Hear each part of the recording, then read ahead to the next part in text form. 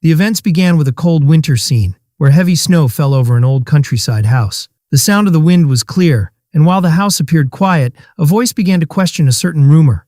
Inside the house, a conversation took place between two people about a rumor claiming that a madman was causing chaos and destruction on the battlefields, prompting one of them to curiously inquire about this madman.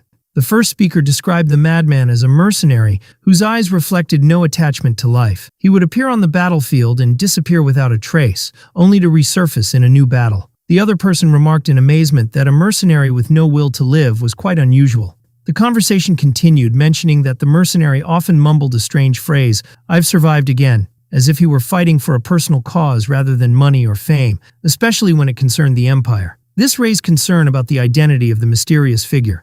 Then, according to the rumors, it became evident that this person was once a prince of a fallen kingdom. Elsewhere, in a desolate, snowy land, the mercenary in question was seen walking through the snow, searching for a place to die, while soldiers observed him from afar. But the only solution he found to his suffering was self-destruction.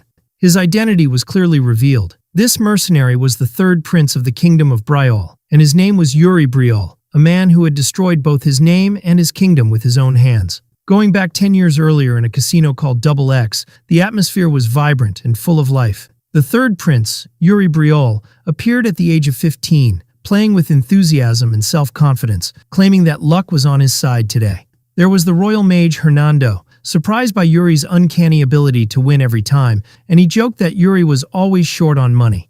Yuri responded cheerfully that his wins were just dumb luck and that he had no special tricks, encouraging his friends to go for another round.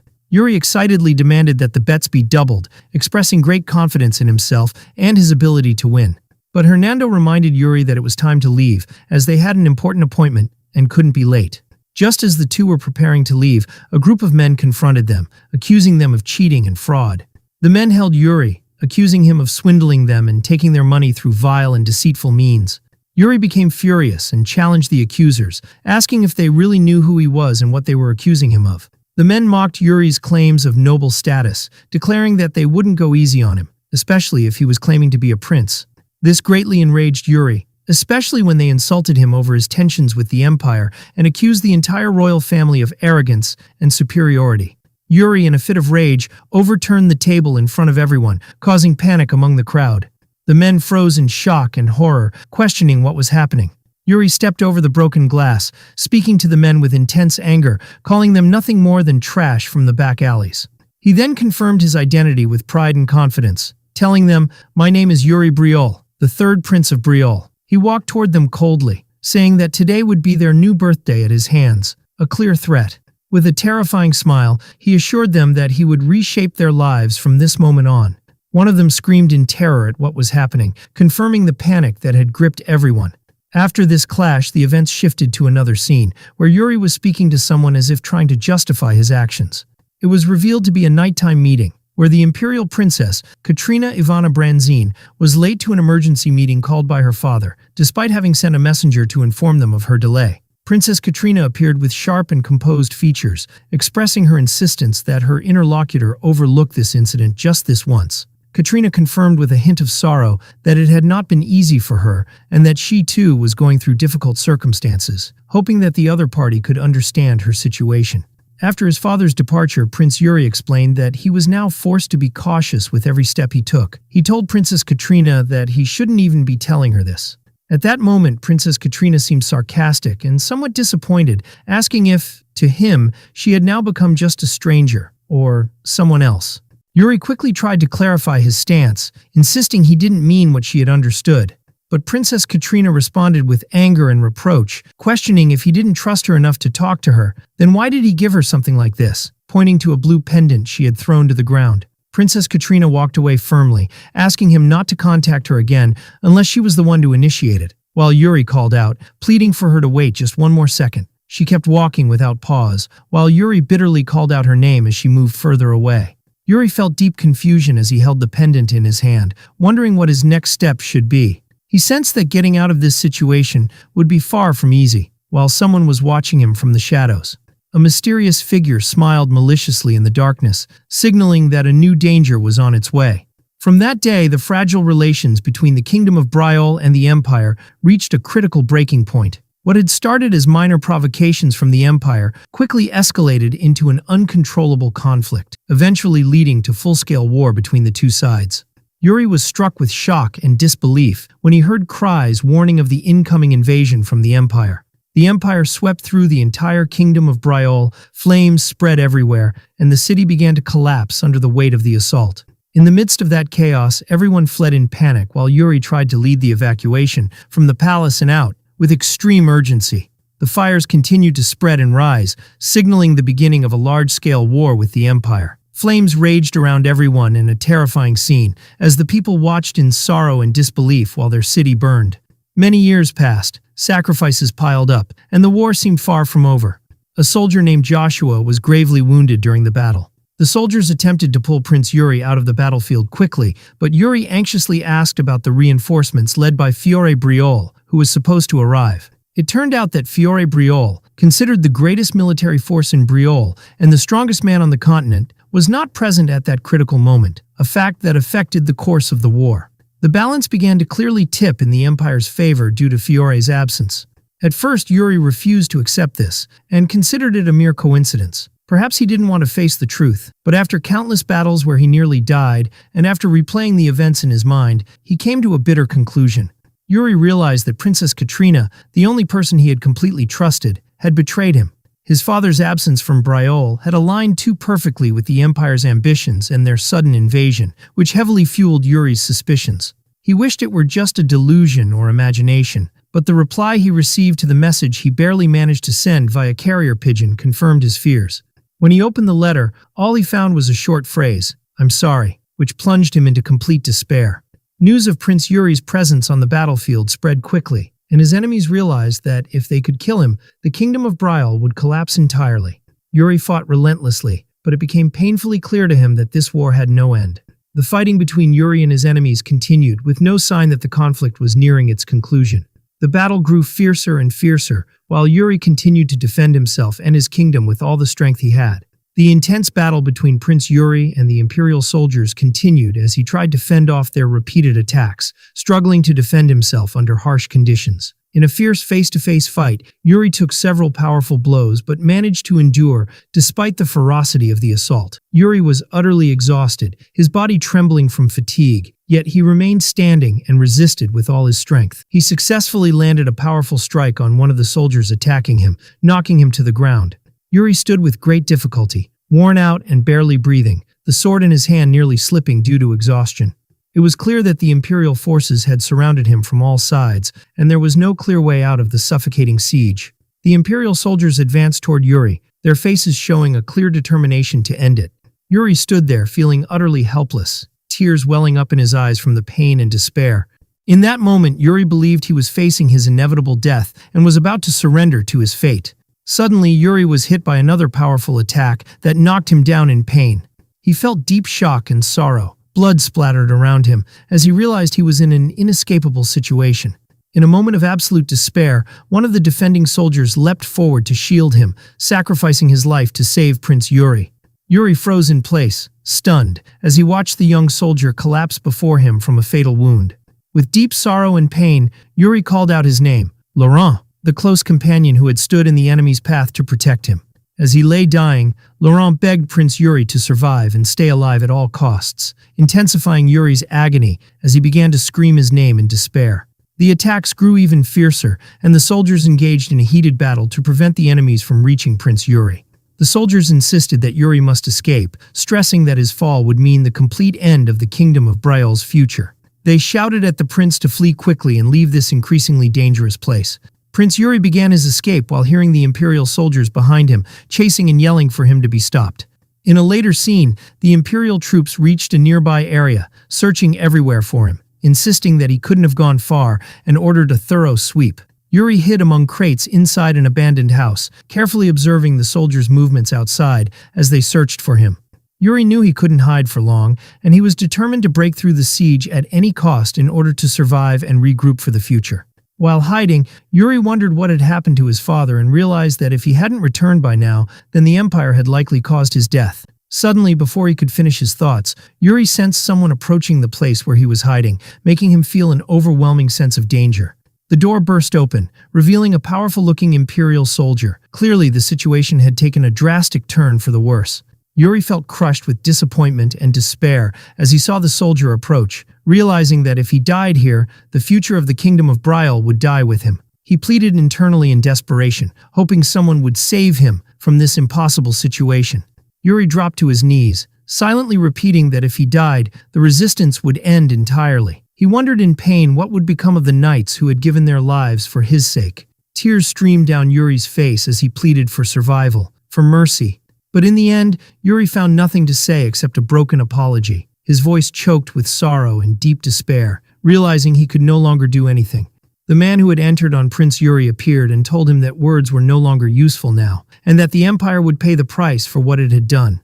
He urged Yuri firmly to leave immediately, as Imperial soldiers were already on their way. Yuri began running through the forest, gasping for air, in a desperate attempt to escape his pursuers. As he fled, the man's words echoed in his mind, urging him to stay alive at any cost, to rebuild the Kingdom of Brial, and avenge his fallen comrades. But the ideals Yuri once believed in were nothing more than youthful illusions, while reality had been far harsher, ending with everyone's death. Yuri walked under the heavy rain, recalling all the blood that had been spilled, all the lives lost, and wondered with sorrow what the purpose of it all had been.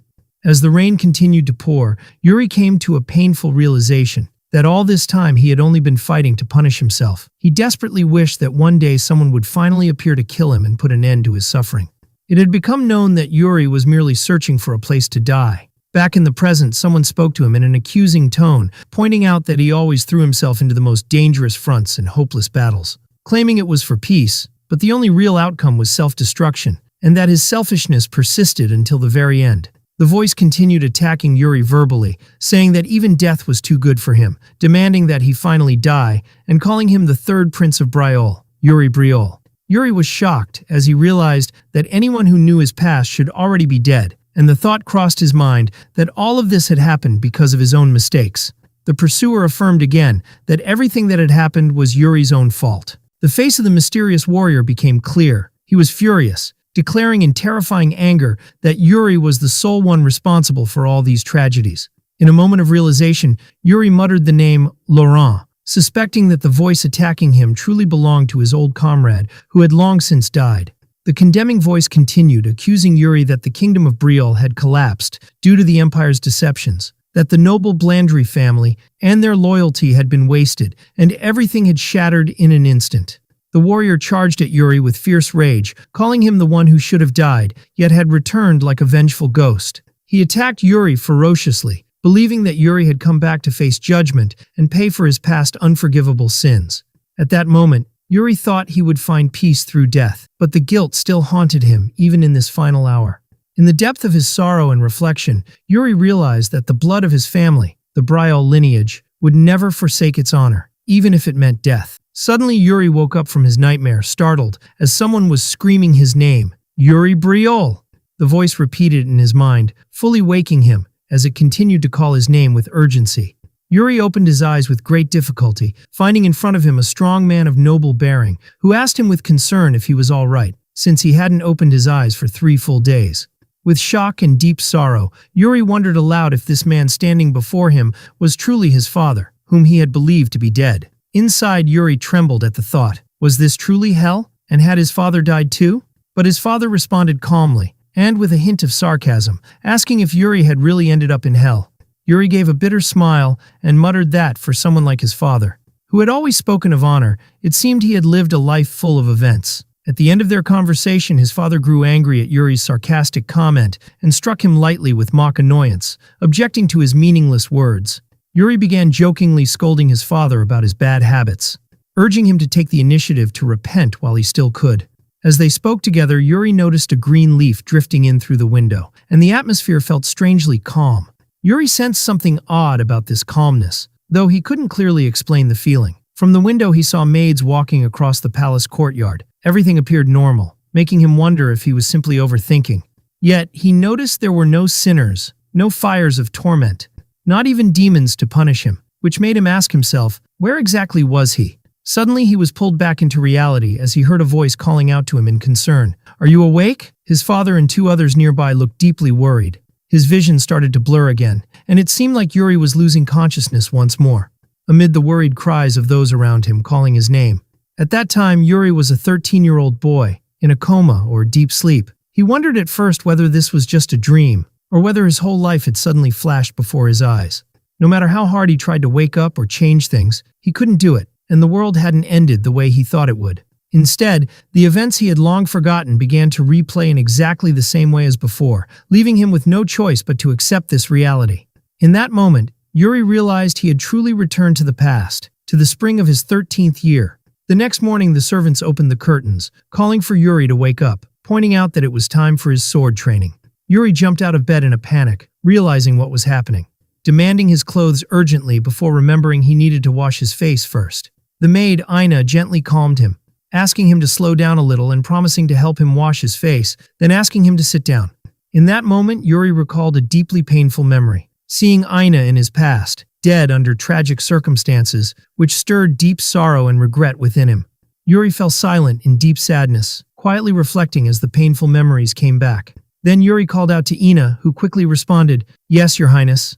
Yuri suddenly asked her to slap him on the face 3 times, hard, startling her with the strange request. Ina asked nervously whether he was asking her to commit treason, but Yuri playfully and confidently replied that it wasn't treason if it was a direct order from him. He assured her that he was completely serious about the request, saying confidently that he always kept his promises. The day in the palace began quite normally. The air was pleasant and peaceful, and the weather outside the room seemed bright and serene. Later, in the training yard, Yuri felt intense pain from Ina's powerful slaps, surprised by the strength she possessed, which he hadn't remembered so clearly before. Yuri silently observed a few soldiers passing by, feeling disappointed that none of them showed the slightest concern for the bruise on his cheek, or even asked about it. When training began with his instructor Bernard, Yuri noticed that even Bernard didn't ask about the visible injury on his face. He seemed completely indifferent to what had happened. During the sparring session, Yuri grew even more frustrated as Bernard made no effort to correct his form or give instructions. He merely continued the duel in silence. While they sparred, Yuri wondered when Bernard had stopped traditional teaching and shifted to silent sparring alone. Yuri recalled one time when he visited Bernard's office, where Bernard had told him sadly that Yuri had great natural talent in swordsmanship, and it was a shame he wasn't making better use of it. Bernard continued, saying that if Yuri were just a little more diligent, he could have been a tremendous blessing for the entire kingdom of Briol. Yuri clearly remembered that those words were the moment that triggered his rebellion. He became lazier and more defiant afterward, which led Bernard to give up on teaching him. Since that time, Bernard had limited himself to sparring only, realizing that Yuri had become difficult to deal with. Yuri felt deep frustration because of Bernard's earlier words, realizing they had not motivated him as intended, but instead had made him more careless and lazy. In the middle of training, Yuri suddenly called out Bernard's name, deciding it was time to change things. Yuri told Bernard firmly that from now on, he wanted to be taught properly, with no leniency or sugarcoating. He declared that as Yuri Briol, he would be completely serious from this moment forward. Bernard looked slightly surprised by Yuri's sudden shift in attitude, but he accepted it and said he didn't know what caused the change, yet from now on, training would be taken seriously. Bernard immediately got ready, holding his wooden sword and showing his resolve to begin true and rigorous training. With firm words, Bernard told Yuri that the time had come to begin real training. The real training began at once, and with great force, Bernard launched an attack on Yuri. Yuri tried desperately to ask Bernard to slow down or take it easy, but to no avail. Bernard was extremely determined this time. Bernard charged toward him with full strength, and Yuri was now forced to defend himself seriously. Yuri gathered himself, trying to steady his stance and take a proper defensive posture against Bernard's strikes. Bernard continued his assault with power and precision, showcasing his high-level skills and full strength, something that left Yuri in awe. Yuri was stunned and deeply surprised by the intensity of the training, realizing this was the true level of training under Bernard's supervision. By the end of the session, Yuri collapsed from exhaustion, but felt satisfied that he finally understood the meaning of serious training with Bernard, and thought his skills would now improve quickly. Yuri raised his hand toward the sky, hoping for swift improvement despite his fatigue, believing that his hard work would soon bear fruit. Meanwhile, Bernard stood silently, watching Yuri in astonishment, wondering to himself when the young prince had matured so much. Suddenly, Ina appeared, rushing in and urgently calling out to Yuri, asking him to come immediately because the king was looking for him. Yuri was surprised, wondering why the king would summon him so suddenly, while Bernard was also taken aback by the urgent call. Ina quickly explained that Count Johannes and his son had arrived at the palace, causing Yuri to freeze in shock. In that very moment, Yuri remembered that Count Johannes' son was Gauth Barkfar, the one who had betrayed the kingdom in Yuri's previous life and led to its fall. He recalled Gauth's treacherous face vividly, which filled him with burning anger as he looked in his direction with scorn and restrained fury. At that moment, Yuri called out to Ina in a firm, commanding voice, and she responded with clear concern, "Yes?" Yuri felt both serious and angry as he asked her intensely about Gauth's current whereabouts.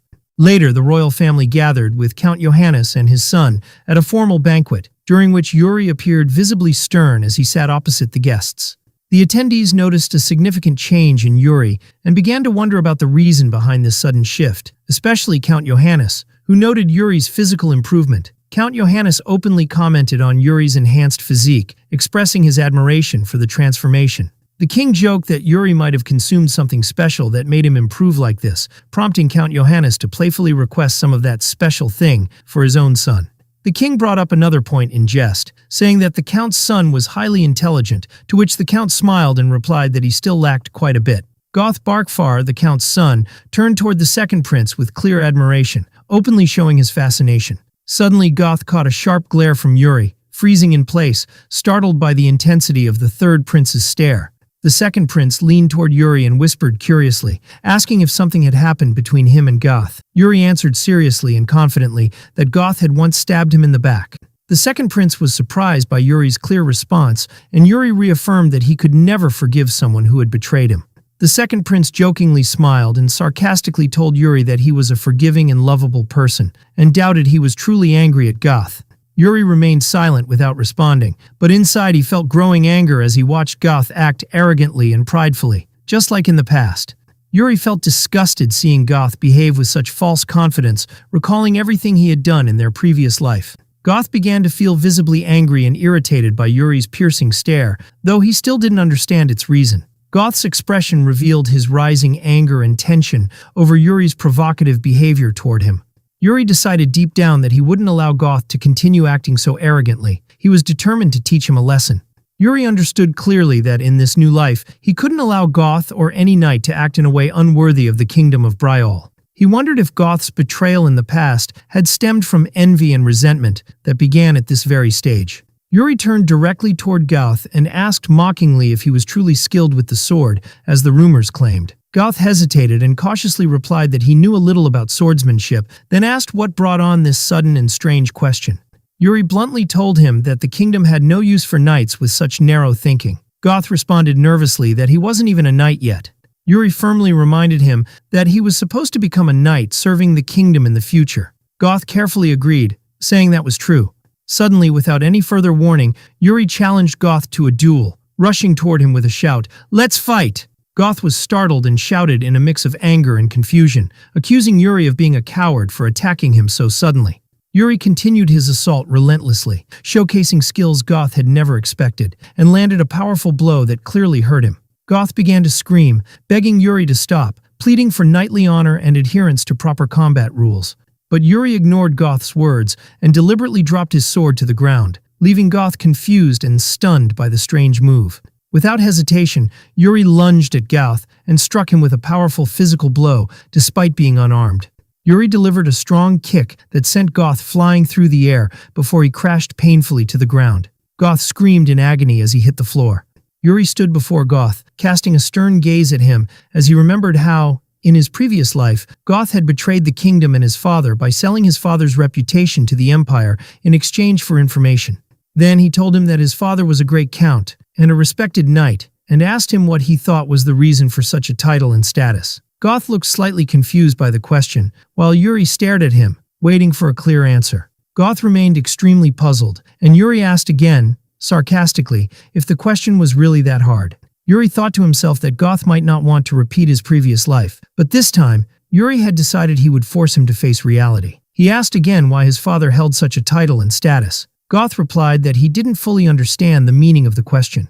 Yuri made a decision then and there that he would not allow any knight in the kingdom of Bryol, including himself, to misunderstand the meaning of their position and responsibility. Yuri repeated the question seriously again, focusing on the reason his father had been given the power he held now. But Goth still couldn't answer. Yuri's tone changed slightly, and he told Goth seriously that he needed to see the truth clearly. He extended his hand for a handshake and told him to think carefully about his words. After the short conversation, Goth left, while Yuri watched him walk away, thinking about the potential changes that lay ahead. The second prince approached Yuri and asked, with clear curiosity, whether he was really skilled in combat or if it was all just for show. Yuri replied defiantly, asking if he truly thought he would lose. The second prince replied sarcastically and clearly, saying, "Yes, I actually did think so." Yuri was surprised by his older brother's response and asked with slight irritation if that was really how he saw him. The second prince laughed and replied that Yuri was certainly the kingdom's biggest troublemaker and gambler, which slightly annoyed Yuri. Yuri then declared firmly that he would no longer be like he was in the past and told his older brother that he should stop causing trouble too. The second prince looked at him with genuine surprise, staring at him in disbelief at the sudden shift in his personality. Then he looked at the calmly smiling Yuri, wondering to himself whether Yuri had gone completely mad or was truly beginning to change for the better. After long and intense training, Yuri collapsed to the ground, exhausted, and declared loudly that training was finally over. Bernard stepped forward and officially announced the end of the day's training, praising Yuri's impressive efforts. Bernard approached Yuri, called his name, and then asked him if he was ready to learn the mana style, which surprised Yuri and piqued his curiosity about what was to come. Yuri excitedly asked if Bernard would be teaching him his personal style, but Bernard said no, explaining that his style wasn't strong enough for a prince like Yuri. Bernard explained that it would be better for Yuri to learn the Brillowan style, a powerful and effective sword style. Yuri recalled that in his previous life, he had already mastered the Brillowan style and had reached an advanced level with it as a mercenary. But he felt that in this new life, he needed something more. Yuri began thinking about other options available to him, feeling a strong desire to surpass his former self and not repeat past mistakes. Bernard noticed Yuri's deep thoughts and asked him with curiosity if he was considering a style completely different from the one he had suggested. Yuri asked Bernard to recommend someone among the royal guards who possessed exceptional talent and could teach him a new and different style. Bernard paused for a moment in thought, then remembered the name of someone he considered perfect for the task. Bernard confidently stated that if the matter was purely about innate talent, then the best possible choice was a guard named Gerard, who possessed a rare and exceptional gift. Yuri asked curiously about this new name, Gerard, which he hadn't clearly heard of in his previous life. Yuri repeated the name quietly, trying to recall any previous memory of this person. Suddenly, Yuri remembered that he had indeed encountered Gerard during the war in his past life, but his skills back then had been quite weak and average. Even so, Yuri was surprised how Gerard had managed to survive so many battles despite his limited abilities, and he began to wonder what the reason was behind that continued survival. Yuri clearly remembered Gerard during one of the battles in his previous life. He recalled the deep disappointment he felt upon realizing that Gerard truly had an incredible talent, yet never made use of it. He recalled a scene from the past where Gerard was kneeling on the battlefield, scolding himself with regret for never investing his talent properly in training and preparation. Amid the blazing fires of war surrounding them, Yuri realized that both he and Gerard had been utterly helpless, possessing only rusty, inadequate skills that couldn't withstand the war. Yuri snapped out of those bitter memories with a firm resolve not to repeat those mistakes in this new life. He felt confident and determined to bring about real change. Yuri made a quick decision. He had to visit that night, Gerard, and awaken him from his laziness, bringing him back to the right path. At the same time, Gerard stood in the training yard, looking bored and extremely unmotivated as he held his sword without any interest, as if performing a chore he had no passion for. Yuri smiled confidently as he observed Gerard from afar, deciding that the time had come to spark the passion in this lazy night and pull him out of his apathy. The sky at sunset was clear, and the atmosphere inside the palace was calm as Yuri walked confidently and firmly toward the training grounds. Sir Rosso gave a surprised glance toward the door when he sensed movement, as if expecting someone to visit at that hour. Yuri entered with a smile and waved kindly to Sir Rosso, which left the latter standing in shock, wondering why the prince had come at such a late time. Yuri calmly and confidently replied that he had come to see how things were going in the training yard. Sir Rosso smiled and said they were doing their best, even if they weren't as good as Yuri himself. Yuri watched the soldiers training with great enthusiasm and admitted to himself that everyone seemed unusually motivated these days. Yuri suddenly asked about Gerard's whereabouts, and Sir Rosso smiled as he replied that the new recruit was over there on the far side of the training yard. When Yuri saw Gerard training indifferently, he was certain Bernard had been right about his lazy and careless behavior. Yuri realized how important real training was. Training should always push a person to exceed their limits. But Gerard was only doing enough to get by, without any clear ambition. Yuri felt disappointed by that and thought that Gerard's skills had become rusty and clearly regressed due to neglect. Yuri asked Sir Rosso to bring him a wooden sword, as he had decided to spar himself. Sir Rosso asked with whom exactly he intended to duel. Yuri pointed with a sarcastic smile toward the lazy Gerard, who was training indifferently, and announced that he had chosen to spar with that slacker. The two stood face to face in the training yard, with everyone watching, anticipating what would happen in this unexpected match. Some soldiers started cheering for the new recruit, Gerard, urging him to give it his all and stay sharp. Yuri stood confidently before Gerard and said loudly that he'd heard Gerard was extremely talented and asked him to show what kind of knight he really was. Yuri smiled playfully and challengingly, asking Gerard not to disappoint him in this match. Gerard hesitated briefly but eventually agreed to the prince's challenge, replying nervously that he would do it. Yuri launched himself at Gerard with great speed, attacking with full force and warning him not to disappoint. Gerard was shocked by the strength of Yuri's swift assault, and the look on his face revealed his astonishment at the prince's power. The two exchanged powerful blows with impressive speed, each strike clashing with force and sparking from the intensity of the duel. The soldiers watching noticed Gerard's movements were clean and precise, which made them start cheering even louder for Yuri. Gerard began to realize that Prince Yuri was fighting very well, but soon felt something odd and unsettling about the duel. The two continued exchanging powerful, focused strikes, and Gerard started to sense something extremely strange about Yuri's fighting rhythm. Gerard finally noticed that the distance Yuri was leaving between strikes was far too consistent, which made him uneasy. At that exact moment, Yuri realized he was in full control of the duel's pace and was already planning his next move. Yuri felt a quiet sense of satisfaction and confidence in having set the tempo of the fight and forcing Gerard to follow his lead. He realized that the match had started to feel more like a performance than a serious fight, so he decided to change the pace. Suddenly, Yuri declared with a challenging smile that it was time for them to fight seriously. Gerard tried with great difficulty to block Yuri's next strike, feeling overwhelmed by the prince's sudden speed and power. The two continued exchanging fast, forceful blows, with Yuri displaying reaction speeds and precision similar to that of a beast. Gerard kept blocking the attacks, struggling to defend himself, and began to feel that Prince Yuri had completely surpassed him in this duel. Gerard felt anger rising within him, realizing that he had initially intended to take the duel lightly, but now it seemed he was forced to exert more effort. Gerard landed a strong blow on Yuri, causing him pain, and Yuri realized that this wasn't going to be as easy as he had expected. Yuri struggled to withstand Gerard's consecutive strikes, but he began to feel overwhelmed and realized he couldn't easily match a trained knight like Gerard. Suddenly, Yuri remembered that Gerard had indeed been a professional and experienced knight in his previous life. Even with all his memories and learned skills, defeating Gerard would not be easy. Yuri launched a final, desperate move toward Gerard, putting all his strength into landing a successful strike. Gerard was surprised by the boldness of the attack. Indeed, Yuri managed to land a strong, unexpected blow on Gerard, pushing him back slightly, which filled him with intense excitement from the unexpected result. Yuri grinned with great enthusiasm, raising his sword high and exclaiming joyfully that this was exactly what he had hoped for. The watching soldiers were completely stunned that Prince Yuri had managed to hit Gerard, praising him with awe and admiration. Yuri asked slyly if Gerard was perhaps going easy on him on purpose. Gerard responded with a firm look, insisting he wasn't holding back at all. Gerard felt a strange sense of unease. Despite being the one pressing the attack earlier, he now felt as if he were the one being cornered. Yuri launched a new powerful attack, narrowly missing his target by a small margin, which left him slightly frustrated. Smiling after Gerard dodged, Yuri remarked that the last strike had come very close. Gerard stood in the middle of the yard, clearly angered and irritated by the exhausting situation. At that moment, soldiers around him shouted in protest at Gerard's strange behavior, questioning whether he had lost his mind.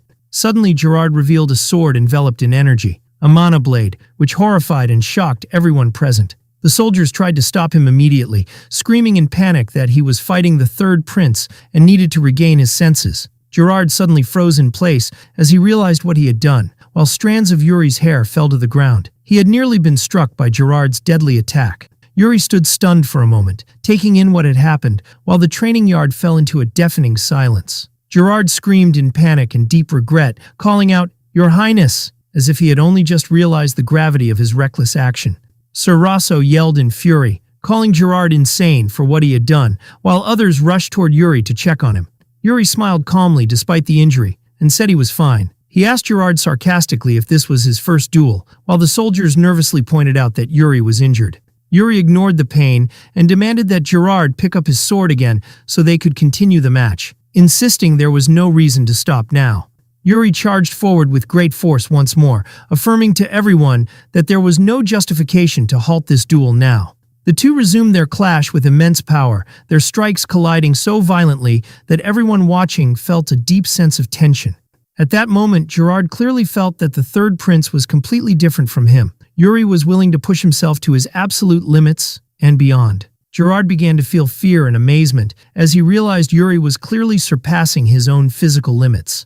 Yuri continued advancing, pushing beyond his natural capacity with astonishing determination and fervor, leaving everyone in the arena astounded. Gerard struggled to block Yuri's blows, barely managing to defend himself against this sudden, overwhelming strength. The two drew dangerously close, sparks flying from the clash of their swords, while Yuri drove himself without hesitation beyond the brink of collapse. The scene ended with both of them standing face to face, each fully aware of the other's seriousness and relentless drive to win, amid the stunned silence of everyone watching in the training yard. Gerard felt his blood boiling with excitement and adrenaline, an emotion he had never experienced before. Even though he had fought stronger opponents in the past, he had never felt this kind of intense tension and thrill as he did now, facing Yuri. The two exchanged powerful and determined blows, and Yuri's eyes burned with a fierce determination Gerard had never seen before. Gerard wondered in astonishment how this young prince could stir so many emotions within him, how he could awaken something deep inside him. Yuri continued his aggressive assault, clearly still full of energy and resolve, determined to prove his ability and worth. He launched another strong attack that forced Gerard to retreat quickly, realizing he couldn't afford to hold back anymore. Gerard shouted in frustration and anger as he realized how difficult this duel had become. He gripped his sword tightly, ready for another attack. Gerard released a fierce strike once more, channeling mana energy, attempting to end the duel with all his might. The force of the strike shattered the sword, resulting in a powerful and violent clash between their blades. Yuri's sword fell to the ground after it broke. Yuri smiled calmly and with satisfaction, realizing he had finally achieved his goal, and declared clearly, "It's over." Gerard stood there, panting heavily, but it was obvious he was extremely surprised by what had just happened.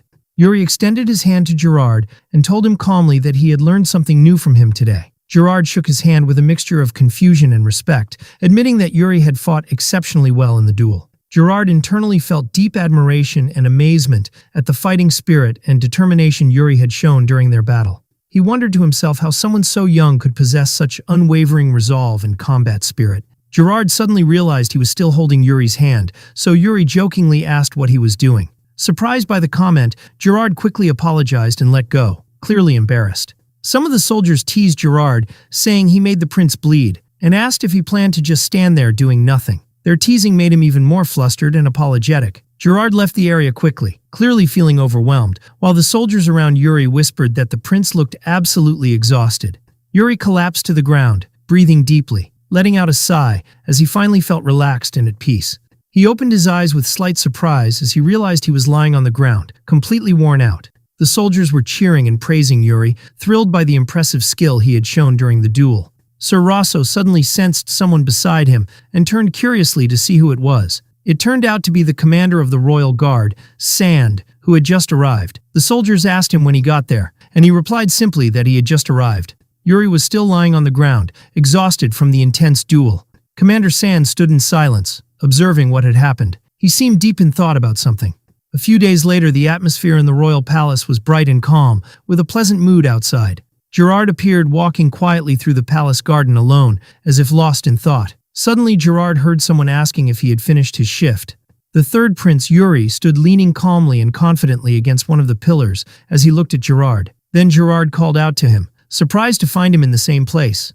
Yuri gave a somewhat mysterious smile, letting out a soft sound that reflected his usual confidence, as if he were planning something. Yuri told Gerard to come with him, explaining that there was a place they had to go to today, but Gerard hesitated slightly, saying he needed to train first. Yuri suddenly stopped and turned jokingly toward Gerard, asking if his mindset had improved after what happened in their last duel, and sarcastically reminding him that it was thanks to him, so he now owed him a favor. Gerard felt there was no escaping the situation, so he sighed lightly and calmly replied, "I understand."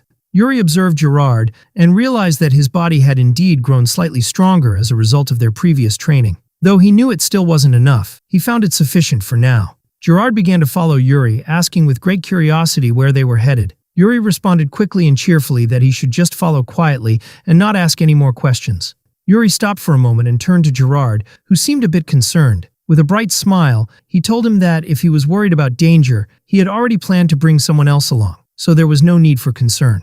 When Gerard asked with clear surprise who this third person was, Yuri ignored the question and began calling out in a loud voice. Yuri shouted loudly, "Hey!" catching the attention of a third person who stood at a distance and turned upon hearing someone calling him. The royal mage Hernando turned suddenly toward the source of the voice, surprised as he clearly heard his name being called. Hernando approached Yuri, asking what the prince wanted. Yuri told him directly that he needed his help to go somewhere. Hernando responded apologetically, saying he had somewhere else he needed to be at the moment, and appeared somewhat hesitant. Yuri gave a sly smile and told him he was ready to repay his gambling debts, leaving Hernando utterly shocked and stunned. Hernando turned to Yuri with a very serious expression and asked, "Are you really serious about that?" seeming to want clear confirmation. Yuri replied with a confident smile, confirming that he was indeed serious, and added that he could also repay the debt Hernando owed from last time. Yuri looked at Hernando and sarcastically asked if he had ever lied to him before. Hernando replied with a smirk that he had never seen him lie, at least not outside the gambling hall. Yuri smiled with exaggerated ease, affirming that Hernando had never seen him lie outside the gambling hall, feeling a little embarrassed by the remark. Internally, Yuri began to worry slightly, wondering if his reputation was really that bad, but he didn't show it outwardly. After reaffirming his commitment to repaying Hernando's debts, Yuri asked him to join him without hesitation on their upcoming trip. Hernando finally smiled and theatrically agreed, saying that if that was the case, then Yuri had to sign a contract first, and dramatically pulled out the contract. Yuri looked at him with a cold, expressionless gaze, clearly irritated inside, as he wondered whether his status as the third prince had truly fallen so low that Hernando would bargain with him this way. Yuri suddenly turned to Gerard and asked him to be the guarantor for this agreement, which left Gerard stunned and shouting in surprise, "What?" Yuri clearly explained that he wanted Gerard to be a witness and guarantor to what he had just said, which forced Gerard to agree despite his clear confusion. Hernando finally agreed with great joy, inviting Yuri to accompany him so they could begin their journey without delay, and he seemed genuinely excited about this new adventure. As the three prepared to set off, Gerard asked again, insistently, where they were going, especially since the prince had chosen to bring both a knight and a mage, which made him extremely curious about the prince's intentions. Yuri paused for a moment, appearing unusually serious and calm, then announced clearly that they were heading to Sword Mountain, which caused both Hernando and Gerard to stare at him in wide-eyed surprise, exclaiming in unison, "Sword Mountain?" Yuri gave a small, confident smile, quietly affirming to himself that from now on, things would be very different from how they had been before, and that the future held many changes. Prince Yuri began speaking with enthusiasm and defiance, declaring their destination as looting the ancestors' dungeon, clearly hinting at an upcoming dangerous adventure. The trio descended into a hidden passage beneath the palace, prompting Gerard to express surprise, remarking he had no idea such a path existed underneath the palace. Gerard curiously and anxiously asked the prince what awaited them at the end of this dark, secret cave. Yuri calmly and confidently replied that the path led to the Mountain of Swords. Gerard asked in astonishment if he meant the very same Mountain of Swords connected to the legendary tale of their ancestor. Yuri confirmed his statement firmly, with a single decisive word, yes. Meanwhile, Yuri recalled his previous life when the Empire had taken control of the kingdom of Bryol, and how, during that time, they discovered a hidden dungeon inside the Mountain of Swords. Hidden archaeological remains belonging to the first ancestor of the Bryol family were uncovered inside the mountain, creating a huge sensation, as the ancestors' treasures and artifacts were incredibly valuable. This path had previously only been used as a secret escape route, leading to the ancestors' heritage and precious swords falling into the hands of the Empire without ever being used by anyone from Bryol. Yuri remembered his painful past, but decided that in this life he wouldn't retreat or run away as he had before. Instead, he would move forward with all his strength and determination. Resolutely speaking to himself, Yuri decided that he would personally uncover his ancestors' legacy within the Mountain of Swords and reclaim it for his kingdom with complete confidence and resolve. The three finally arrived at a secret exit leading directly into a dense forest of stunning natural beauty. Yuri cautiously peered out from the secret exit first, followed carefully by Gerard and Hernando. After exiting the tunnel, Hernando remarked that this path was supposed to lead directly to the Mountain of Swords. Hernando questioned, puzzled, how the prince had acquired the key to the secret door, especially considering it was a rare artifact. Yuri silently recalled finding the key hidden in the corner of the study, exactly as in his previous life. Back then, he hadn't known how to use it properly, paying a heavy price for that ignorance. However, he sharply told Hernando that it was none of his business. While walking, Hernando suddenly got injured by sharp leaves, exclaiming in pain, "Ah!" Yuri advised him to be more cautious, explaining that the plants here had sharp leaves, and told Hernando to stay close to him to avoid getting injured again. Yuri continued cautiously leading the way, while Hernando silently watched him from behind. Hernando suddenly turned toward Gerard, calling out, "Sir Gerard!" Gerard responded, curious as to why Hernando was calling him. In a lowered voice, Hernando asked Gerard if the prince had consumed something unusual recently, expressing surprise at Yuri's recent behavior. At that moment, the prince sharply called out to both of them, urging them to hurry up. Hernando smiled, remarking that despite everything, the prince's temperament hadn't changed at all. Yuri suddenly stopped and ordered them both to halt, as he sensed imminent danger. The trio saw ahead of them a group of huge direwolves moving in large packs. Yuri explained to his companions that the wolves moved in packs, making it impossible to predict their exact number. Hernando expressed amazement at Yuri's knowledge, asking with astonishment how he knew this. Yuri calmly answered that he had read this information in a book. This revelation deeply shocked Hernando, who incredulously asked, "Because Yuri read a book?" Yuri ignored Hernando's astonishment, ordering them to move quietly and quickly, as the wolves had not yet noticed them. Hernando moved hesitantly, wondering if this was indeed a good plan, but accidentally stepped on and broke a tree branch. Hernando smiled awkwardly and gave a nervous, faint laugh, saying, "Haha." But suddenly, a huge wolf leaped toward Hernando from behind. He screamed out an apology in utter terror, "I'm sorry," as danger rapidly approached. Gerard shouted in alarm when he saw the massive wolf lunging at Hernando, calling out loudly, "Sir Hernando!" The wolf charged at Hernando with tremendous force and incredible speed, attempting to strike him. But Gerard reacted quickly, using his sword to confront the wolf and slam it to the ground with great power, eliminating the immediate threat. At that moment, Yuri expressed great admiration for Gerard's swift reaction and praised him for using mana-style techniques quickly and wisely to deal with the wolf's tough fur, though he also warned that the danger was not over yet. Indeed, terrifying eyes suddenly appeared in the darkness, and Yuri declared that their actions had drawn the attention of the alpha wolf, the leader of the pack, who looked truly fearsome. The enormous wolf raised its head and let out a loud, terrifying howl that summoned all the other wolves to its side. Soon the three of them found themselves completely surrounded by a pack of angry wolves, all ready to attack. Gerard drew his sword, channeling a blue mana aura, and shouted for Yuri and Hernando to stay very close behind him for protection. The wolves approached aggressively, growling fiercely, their eyes gleaming with savage intent. Two wolves suddenly leaped at Gerard from the front in a terrifying attack, but he stood ready to defend himself and those with him.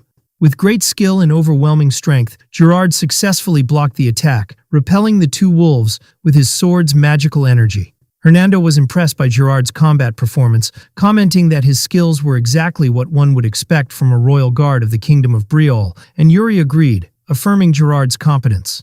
However, Yuri pointed out that while Gerard's current skills were impressive, they were still not enough to completely resolve this dangerous situation. Gerard began to show signs of fatigue from the ongoing battle, his body clearly strained and tense. Yuri calmly called out to him, asking him to step back for a moment, then turned toward Hernando and called his name, "Hernando," to which he immediately responded, "Yes?" Yuri reminded Hernando of the king's trust in him and his abilities, stating that now was the time to prove that trust was well placed. Hernando smiled confidently and unleashed his magical energy, declaring that he would now use his full combat magic to handle the situation. Gerard was stunned by Hernando's sudden words and asked in confusion what exactly he meant by such strange talk. At that moment, Hernando released a powerful blast of fire magic in an incredible display, causing a massive explosion beneath the wolves that had been attacking Gerard directly. The powerful fire attack, combined with Gerard's sword strike, blasted the wolves away with immense force, allowing Gerard to leap back and avoid the explosion's aftermath. The fiery assault triggered a second massive explosion, which helped the three of them escape the dangerous predicament entirely. Later, as the sun began to set, the trio finally arrived at their destination. Yuri spoke up, expressing his surprise that he hadn't expected to encounter any other monsters besides wolves on the way. Gerard agreed, admitting that the battles had delayed them significantly, but he felt relieved that they had at last reached their intended goal. The three stood atop Sword Mountain, and Yuri declared that this was indeed the summit they had been aiming for. However, Gerard voiced his doubt, questioning whether this was truly the right place, since there were no visible signs of ruins or anything significant in the area. Yuri insisted that he was absolutely certain about the location, despite his growing confusion over the lack of clear indications. He began searching around nervously, affirming that there was supposed to be something here. Suddenly, Yuri noticed a small shimmering object among the rocks on the ground and declared that he had finally found what they were looking for. He rushed toward the glittering object, calling out to Gerard excitedly, urging him to help pull it out quickly. Gerard asked Hernando for help in extracting the artifact, but Hernando hesitated, replying with a reluctant expression that, for a mage like him, injuries to the hands were considered a serious disgrace. After Yuri noticed something strange on the ground, he reached down and uncovered a peculiar sword, partially embedded in the earth, adorned with a glowing red gem. Yuri easily pulled the sword out and held it up before him, slightly surprised by its shine and power. Hernando remarked in astonishment that the sword looked incredibly new and didn't seem like it had been buried for a long time. Yuri examined the sword more closely and noticed a word engraved on it, guilty, which left him surprised and wondering about its meaning. Gerard stepped closer, asking if this sword could be the founder's legacy. Yuri replied uncertainly that he didn't know. Suddenly, the ground around them began to shake violently, prompting the three to take defensive stances, sensing the looming danger. Yuri smiled confidently and said he believed they were about to find out the truth very soon. The tremors intensified and the ground began to crack dangerously beneath their feet. All three suddenly fell into a massive chasm that opened below them due to the collapse, screaming as they plunged. Yuri regained consciousness quickly and found himself lying on the ground. He noticed Gerard lying below him, surrounded by a faint mana aura, clearly used to protect himself during the fall. Yuri looked at Gerard and, with a light smile, thought to himself that this wasn't bad at all, impressed by his quick reaction and self-defense. Hernando approached them while flying with his magic, remarking with surprise that the place was deeper than he had expected. Yuri turned toward Hernando with a cold tone, mildly scolding him for prioritizing his own safety during the fall instead of helping the others. Hernando laughed nervously, explaining that the situation had been too urgent. Suddenly, Hernando noticed something, and his expression turned completely serious as he stared into the darkness. He cried out, warning Yuri and pointing at something that had suddenly appeared. Yuri tried to dismiss him, saying that changing the subject wouldn't work. But Hernando quickly clarified that he wasn't joking and fearfully announced that what had appeared was a ghost. Yuri looked ahead in shock to see a mysterious figure emerging from the shadows, clad in dark armor and surrounded by a terrifying aura. He quickly and fearfully realized that standing before them was a Death Knight, a powerful entity strongly tied to death. Yuri hurried to wake Gerard, telling him urgently that the situation was dangerous and he needed to get up immediately. But Gerard responded with extreme laziness. Yuri, having no time for patience, kicked him hard and shouted for him to get up at once, causing Gerard to scream in surprise. Gerard quickly became alert, asking fearfully and in confusion where they were, still stunned by what was happening around him. But he soon noticed the Death Knight standing right in front of him and screamed in fear, startled by the terrifying sight. Gerard quickly grabbed his sword, demanding that Yuri step back and let him handle the Death Knight, trying to regain his courage and composure. Yuri stood calmly, carefully observing the Death Knight's movements with great focus.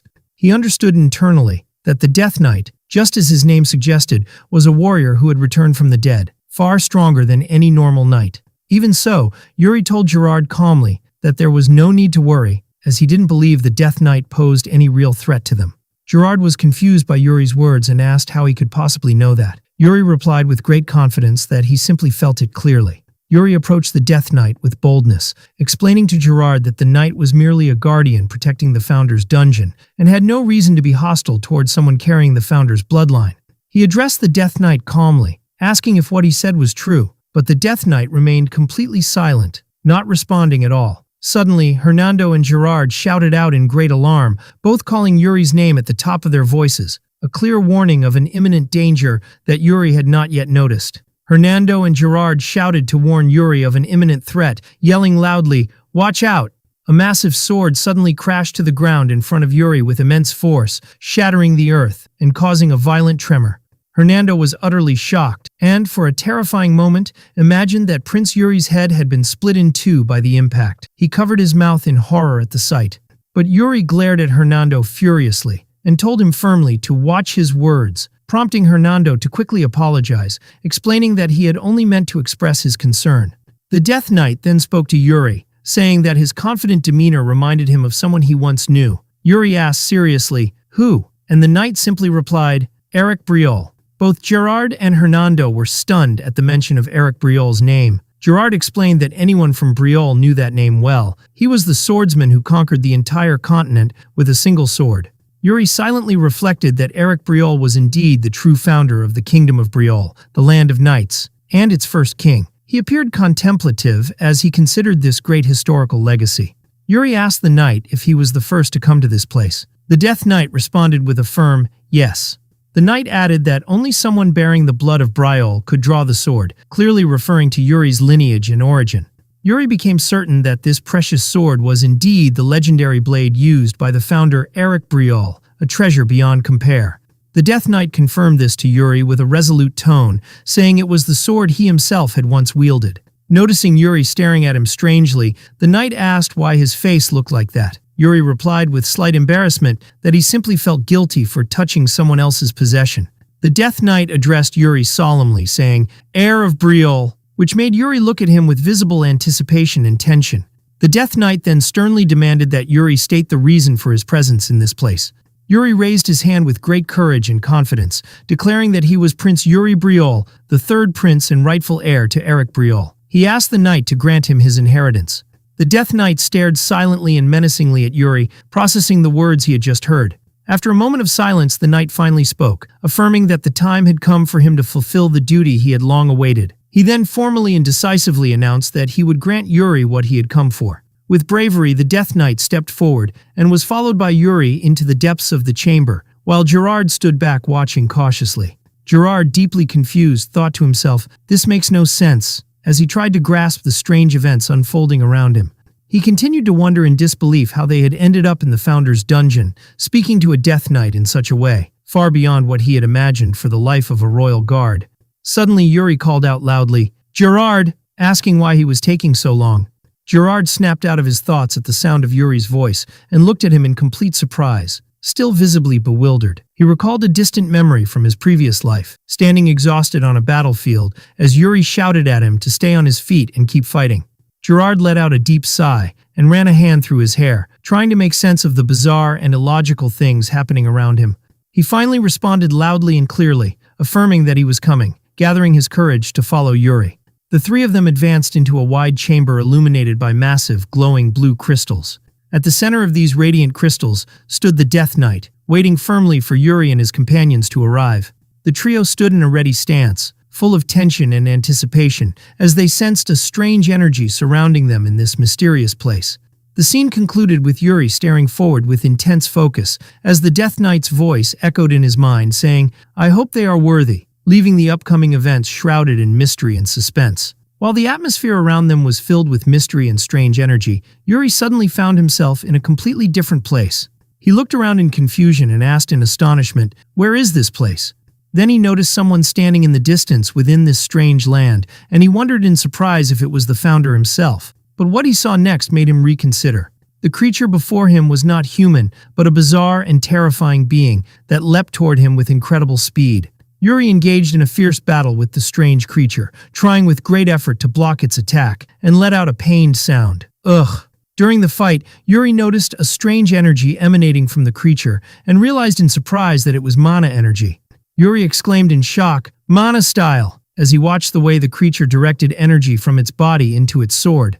Yuri observed the creature intensely, as it infused its blade with mana energy. He realized that the creature was trying to teach him how to control mana through real combat. Yuri asked sarcastically if the creature really expected him to mimic it right in the middle of a battle. He laughed bitterly and wondered to himself if his ancestor had completely lost his mind. Then Yuri began to reflect critically on the strange method his ancestor had chosen, throwing someone into real combat to learn mana without prior training. Still, Yuri clearly understood that such a crazy method was perfect for someone like him. He began to focus more seriously, trying to channel mana to his hand, and asked himself, was it like this? Then he shouted at the creature to bring its attention back to the fight, yelling, "Hey!" Yuri smiled and said that, although he wasn't completely sure how to do it, he'd try anyway. The creature smiled confidently and with challenge, ready to continue the fight, saying, "Let's just do it." Yuri felt a powerful determination within himself and vowed that he had to become stronger no matter what it took. He clearly remembered that, in the near future, the Empire would reveal its true ambitions and invade the kingdom of Brielle once again.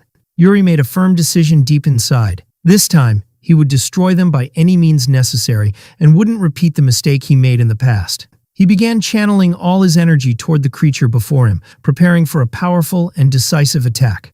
Yuri shouted with great force and confidence as he launched his strike, "I will absorb everything." Suddenly, the scene shifted completely to Gerard, who had just regained consciousness and was extremely confused. Gerard looked around, wondering in confusion if this place was truly the training grounds. He touched his head and said to himself clearly, "This doesn't feel like a dream," as he tried to process what was happening around him. Gerard stood in the middle of the arena, shouting loudly and firmly when he sensed someone's presence, ordering them to stop hiding and come fight him. Suddenly he noticed a fast movement and saw someone approaching him with calm, confident steps, prompting him to prepare for battle once more. Gerard smirked defiantly and said, "Ha!" finally realizing he was facing a perfect replica of himself. Gerard cautiously advanced toward his opponent, wondering to himself whether this was truly the Death Knight's trial that had been mentioned earlier. He asked his opponent directly, "What's your name? Are you also Gerard?" while staring at him steadily. His opponent smirked with confidence and defiance, replying in a condescending tone that he should not try to challenge his fate. He went on to taunt Gerard, reminding him that he had originally joined the Royal Guard seeking a comfortable life. With a clearly threatening tone, he also warned Gerard to stay away from the Third Prince, telling him that the more he resisted his destiny, the more miserable his life would become. Gerard felt bored for a moment, panting as he thought to himself that his old self might have agreed with those words easily. But then, an image of Yuri suddenly flashed in his mind, smiling mockingly and saying, "Isn't that boring? It's just a performance," rekindling Gerard's spirit and strength. Gerard smiled with confidence and clear defiance, telling his opponent that he clearly didn't understand some things, probably because he was just a fake copy. He then explained firmly that once a sword is set in motion, it can't be pulled back, and that staying stuck in the past and overthinking old wounds only clouds the mind. Gerard raised his sword, now ablaze with blue mana, and declared boldly, "What an arrogant way of thinking." He then moved swiftly and skillfully, launching rapid, precise attacks at his opponent, using his mana-charged sword. Gerard leaped high with a sudden and powerful movement, striking down from above with an impressive and fierce blow. As they exchanged fast and heavy blows, Gerard realized that his opponent's style was far too simple, lacking real courage or boldness. He continued to analyze his opponent's technique, noting that it focused excessively on defense without taking any real offensive risks. Gerard reflected again on his former self and recognized that he used to do the same, always favoring safe defense over daring moves. But Gerard had made up his mind. This overly defensive approach was dull and ultimately worthless. He charged forward with a fierce, aggressive assault. He landed a powerful blow that forced his opponent to stagger back, prompting Gerard to exhale in relief and say, "Phew." Suddenly, something unexpected occurred. A strange black aura began to gather around his opponent, who now seemed to be revealing his true form. A huge, terrifying dark entity emerged from his opponent's body, and Gerard asked in utter shock, "Is this his true identity?" Despite the horrifying appearance of the entity, Gerard reminded himself that appearances meant nothing, and realized that Prince Yuri was likely facing a difficult battle at that very moment, too. He gathered all his strength and focus, and silently begged with great determination and hope, "Please," as he prepared a devastating strike. Meanwhile, elsewhere, Yuri was shown sitting on the ground, completely exhausted after suffering a powerful blow. He appeared utterly drained from the intense battle. At that moment, the Death Knight approached him, raising his sword high and preparing a devastating strike toward the motionless Yuri. The Death Knight shouted as he launched his fierce attack, aiming a lethal blow at Yuri, who remained still and unable to move. At the last second, Yuri gripped his sword again despite his injuries and immense pain, summoning all his remaining strength and willpower. Yuri unleashed an incredibly powerful counterattack, using all of his mana and energy to land a successful blow that sent the Death Knight flying backward with great force. After the intense clash, Yuri stood exhausted and breathless, exhaling deeply and saying, "Phew," feeling immense relief for surviving the deadly encounter. Then Yuri wondered to himself how much time had passed during this confrontation. He admitted internally that things had become extremely dangerous a short while ago, but thanks to his constant training, he managed to endure and survive. Yuri realized that through this intense battle, he had learned how to use the new mana style effectively and skillfully. He also learned how to wield his sword correctly again, regaining his confidence and strength through this grueling experience. Suddenly, Yuri noticed that his opponent was beginning to disappear gradually, and he wondered in confusion what was happening. Yuri confirmed to himself that the strange being had vanished completely, muttering, "It's disappearing." He quietly observed the scene, understanding that this disappearance signified the end of the time allocated for this strange trial. Then suddenly, Yuri returned to reality and opened his eyes in surprise, wondering, "Did I return again?" He saw Gerard and Hernando standing before him, both visibly concerned. Gerard asked, "Sir Gerard, is he all right?" To which Gerard replied affirmatively.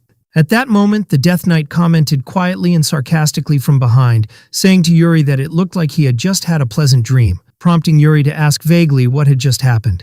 The Death Knight explained seriously that this was part of Eric's design, a trial he had left behind to be discovered by a future heir of the Briol bloodline. Yuri recalled that in his previous life, the Mountain of Swords had been completely destroyed by the Empire, and no one from the Briol family had ever reached this place. He asked the Death Knight clearly whether the founder Eric had used this mana style, and the knight answered simply, "No." The Death Knight added that this was Eric's final legacy. He had combined his own knowledge with an Eastern style in his final years, and confirmed that Yuri was the first to inherit this technique. He went on to explain that the dungeon only opens when the time is right, and that its opening means the time has come to wield the power hidden within. Yuri asked with great interest, "When is that time?" But the Death Knight calmly replied that it was not his place to say, and that Yuri would have to discover it on his own. After a moment of deep reflection, Yuri asked, "What is the name of this style?" And the Death Knight answered, Eric called it Soul Severance. The Death Knight then asked Yuri to kneel on one knee, explaining that he would now pass on the legacy of his ancestor. Yuri knelt quietly and respectfully, ready to receive this great inheritance. The Death Knight placed his hand on Yuri's head and spoke in a deep tone, "Never fear your enemies."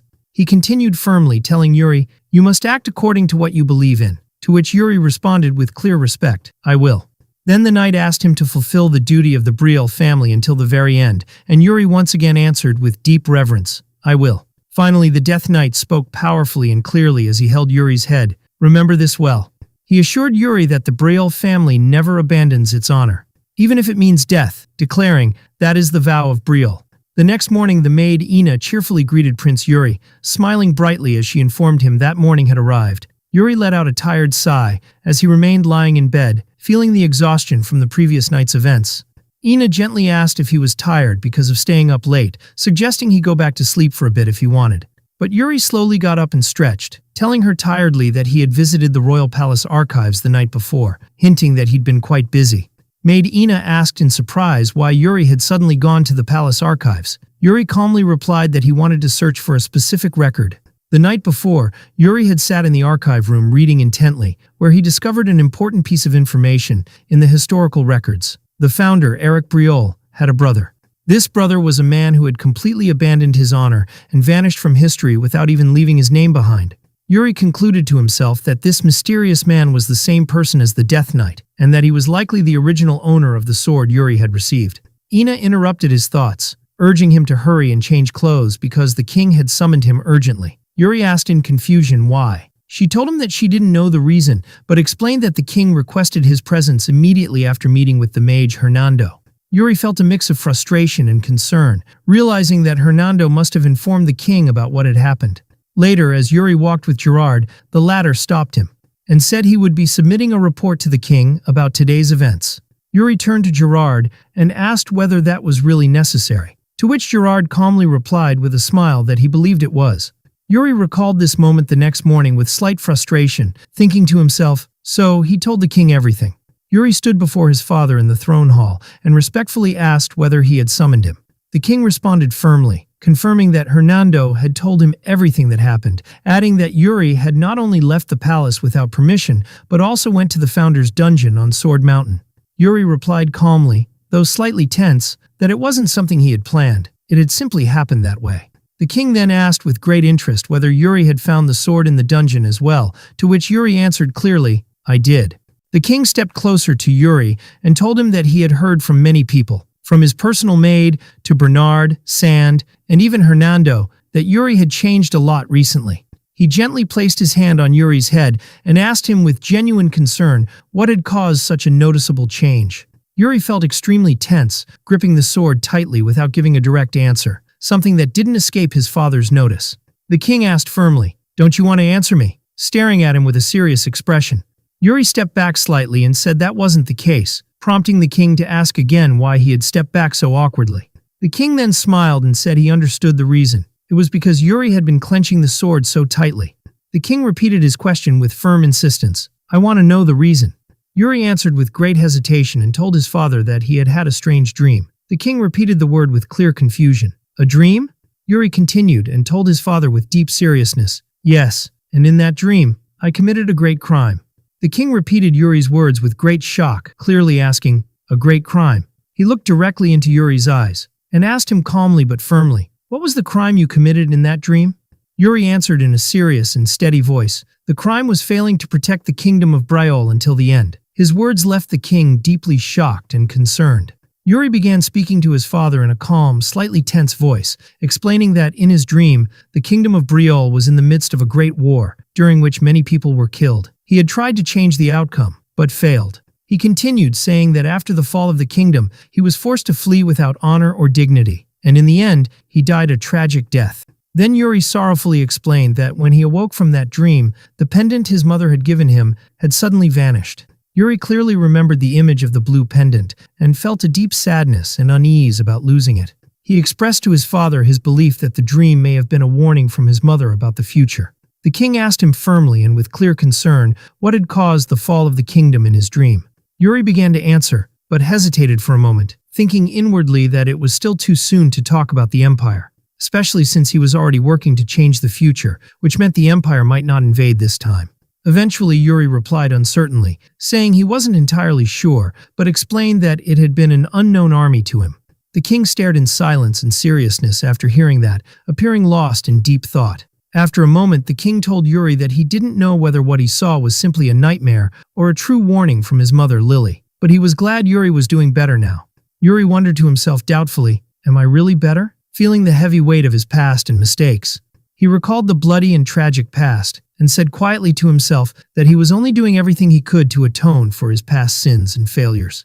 But the king interrupted him, saying there was something else they needed to do now, sparking Yuri's curiosity about what it might be. Then the king clearly ordered him to bring his sword with him. At that moment, a description was given of King Fiore Briol, explaining that he was a man who had achieved great feats and possessed immense strength, making him a truly exceptional figure among people. It was also said that since his birth, it was believed he had the strength to walk earlier than other children, that he pioneered many paths, and that he gained widespread fame due to his extraordinary combat abilities. The narrative noted that, at this point in time, King Fiore Briol was the strongest among the top 10 warriors on the continent. In other words, Fiore Briol was the greatest swordsman on the entire continent. Yuri stood, observing the place, and said aloud that it was his first time visiting his father's personal training hall. The king remarked that he had always believed none of his sons possessed any special talent in swordsmanship. Yuri responded calmly and confidently, telling him that he believed he was very gifted. The king gave a slightly mocking smile as he repeated the word, "gifted." He then drew his large sword, preparing for combat. The king challenged Yuri, asking, "How do you define a swordsman's talent?" while pointing his sword at him with firmness. He continued, wondering aloud whether talent was strength, speed, reflexes, or perhaps wisdom. Then he went on to ask Yuri calmly, "If a person possesses all of those traits, does that make him a good swordsman?" The king then answered sternly and clearly, "No," shattering the image Yuri had built in his mind. Yuri was stunned by the sudden assertion, and his eyes widened in shock and confusion. The king stood before Yuri, holding his sword, explaining that beyond strength, speed, reflexes, and wisdom, there was one element more important, a force that drives a person to surpass their limits. He continued in a serious and resolute tone, saying it was something stronger than fear or duty. At that moment, Yuri noticed a dramatic shift in his father's aura. It had become terrifyingly intense and powerful, deeply unsettling him. The king then said, in a calm, slightly hesitant voice, that he didn't quite know how to define it, but it might be called an inner calling. Yuri looked visibly confused and uncertain, the emotion clearly written across his face. He asked hesitantly if that calling was something like destiny, trying to better understand his father's words. The king paused for a moment, then replied that it might be, or it might not, leaving the matter somewhat ambiguous. Meanwhile, Yuri held his sword, lost in thought, remembering how in his previous life it had never been his fate to walk the path of a swordsman. But then, he wondered deeply, but what about this life, and whether his fate might be different this time? The king then asked him clearly and firmly, "What do you believe? Do you think you're meant to carry a sword?" And whether he could hear the inner calling that binds one to the blade. The king pressed further, speaking with deeper intensity. "When Yuri one day faces death, do you believe you'll still be holding your sword in that moment?" Yuri suddenly felt a wave of fear and tension, and responded with a trembling voice, "I don't feel any," unable to complete his sentence due to overwhelming anxiety. At that moment, Yuri was overwhelmed by the terrifying aura of the king and began stepping back quickly in panic and confusion. He called out to his father, feeling that something was terribly wrong. Behind him, a cluster of terrifying red eyes appeared, staring at him viciously from the darkness, heightening his terror. Yuri backed away in clear fear, gasping, unable to control his emotions. Painful memories suddenly surged through him. He heard a voice from the past, shouting in his mind, "No, you must run! Run, prince!" The flashbacks grew darker as he recalled people screaming out for help, begging him to save them. In those memories, Yuri saw the kingdom engulfed in flames, the cries around him rising amid chaos and destruction. The terrifying war scenes flooded his mind. He remembered the soldiers falling one after another, and fire consuming everything in sight. Yuri suddenly snapped back into awareness amid the chaos, panicking. "What's happening? Why is Brielle burning?" Soldiers shouted from behind. "It's the third prince. The last surviving royal of the kingdom is here," which only amplified his fear and dread. He saw the enemy soldiers advancing toward him, the threatening sound of their footsteps echoing amid the roaring flames. In fear and confusion, Yuri gasped, "The Empire!" And in that instant he was struck with the horrifying realization. He had returned once again to that cursed moment when the kingdom of Brielle was under siege and assault. Yuri was shocked by the terrifying sight before him amid the flames, and he asked in panic what was happening. One of the attacking soldiers shouted furiously, wishing death upon the Prince of Brielle as he charged at Yuri, attacking with all his strength. The fierce battle began, with Yuri and the attacking soldier exchanging powerful and violent blows, sparks flying around them from the force of the clash. In the end, Yuri managed to land a very strong strike on the soldier, causing him to scream in pain and fall to the ground, defeated. Brielle's soldiers shouted urgently at the prince, demanding that he flee, saying they would hold back the enemies and he should escape while they stopped them. The soldiers screamed again with great urgency as the battle raged on behind him. The soldiers continued fighting with all their strength in a desperate attempt to protect their prince, and one of them was struck by a heavy blow, screaming in severe pain. At that moment, Yuri felt lost and confused, and deeply asked himself if all of this was just a dream. Dark and gloomy thoughts filled Yuri's mind, and one question haunted him. Was it truly Brielle's fate to fall helplessly in the end? Especially as he admitted to himself that there was no way to stop it, surrendering to grief and despair. Yuri stood alone amid the scene of destruction and the massive flames that had engulfed all of Brielle, and he began to walk with heavy steps. He remembered the vow he had made to himself, saying firmly within that he had indeed sworn a vow, and that he would never fear his enemies. He continued his inner words, telling himself to act according to his beliefs and to carry the duty of Brielle until the very end. Yuri suddenly regained his strength, charging forward with great power, his sword glowing with mana energy, and delivered a strong blow toward the enemies. The enemy soldier was struck by Yuri's sudden attack and cried out in pain. Yuri continued his assault with increasing intensity, delivering deadly strikes to the soldiers facing him one after another. But despite his strength, Yuri was struck in the face, causing him to scream in pain and stagger backward. Even so, Yuri quickly regained his balance and continued delivering powerful blows, even when counterattacked by another soldier. With difficulty, Yuri managed to defeat his opponent and knock him down, panting from exhaustion and fatigue. One of the enemy soldiers shouted at him with great defiance, saying to the Prince of Brielle that he was a dead man walking, openly threatening him. The soldiers loudly demanded that Yuri surrender immediately, as he appeared clearly exhausted and wounded. Despite his dire situation, Yuri stood firmly and declared that the people of Brielle never abandon their honor, even in the face of death. Yuri launched a desperate and extremely powerful attack, screaming loudly as he repeated within himself the vow of Brielle, to carry the duty of Brielle until the end. Because of the strength of the attack, Yuri was thrown into the air amid the flames and destruction, still clinging to his sword despite the extreme danger. Suddenly, Yuri opened his eyes to find himself in a quiet, different place, muttering the same phrase he had been repeating until the end. He heard a gentle voice calling to him, asking if he could hear it, and felt a hand being placed calmly on his shoulder. Yuri quickly regained consciousness when he heard the voice shouting loudly, "Yuri!" He was startled and replied hesitantly, calling out to his father. Then Yuri clearly saw his father in front of him, who muttered with deep seriousness, "The army," clearly signaling the imminent danger. Yuri repeated very clearly, "The Black Army," emphasizing the severity of the situation. His father tried to calm him, saying to stay calm and that what he had seen was merely an illusion, trying to convince him that what he saw wasn't real. After Yuri regained his awareness, he felt slightly confused and realized that everything he had seen was merely an illusion. Yuri gripped his sword tightly while muttering to himself, wondering about the reality of what he had just witnessed. The king remained silent for a moment as he stood before Yuri, clearly deep in thought, before calmly saying that it was obvious he had been mistaken. The king then firmly confirmed to Yuri, saying, "You are the one who will wield the sword." Yuri quickly and clearly replied that he had already made his decision, showing full confidence and determination in his stance. The king looked at Yuri silently and deeply without saying anything further, but he appeared contemplative, reflecting on the decision his son had just made. Yuri nervously wondered to himself why his father's expression had suddenly changed, thinking it looked as if he were about to die. Yuri tried to lighten the mood with a joking smile, telling his father not to worry so much. He then added cheerfully and confidently that he was a genius after all, trying to ease the tension between them. The king gave a faint smile, then suddenly raised his hand toward Yuri, who was surprised by the sudden motion. The next day, Bernard stood outside looking at the training yard, wondering about something when he heard footsteps approaching him.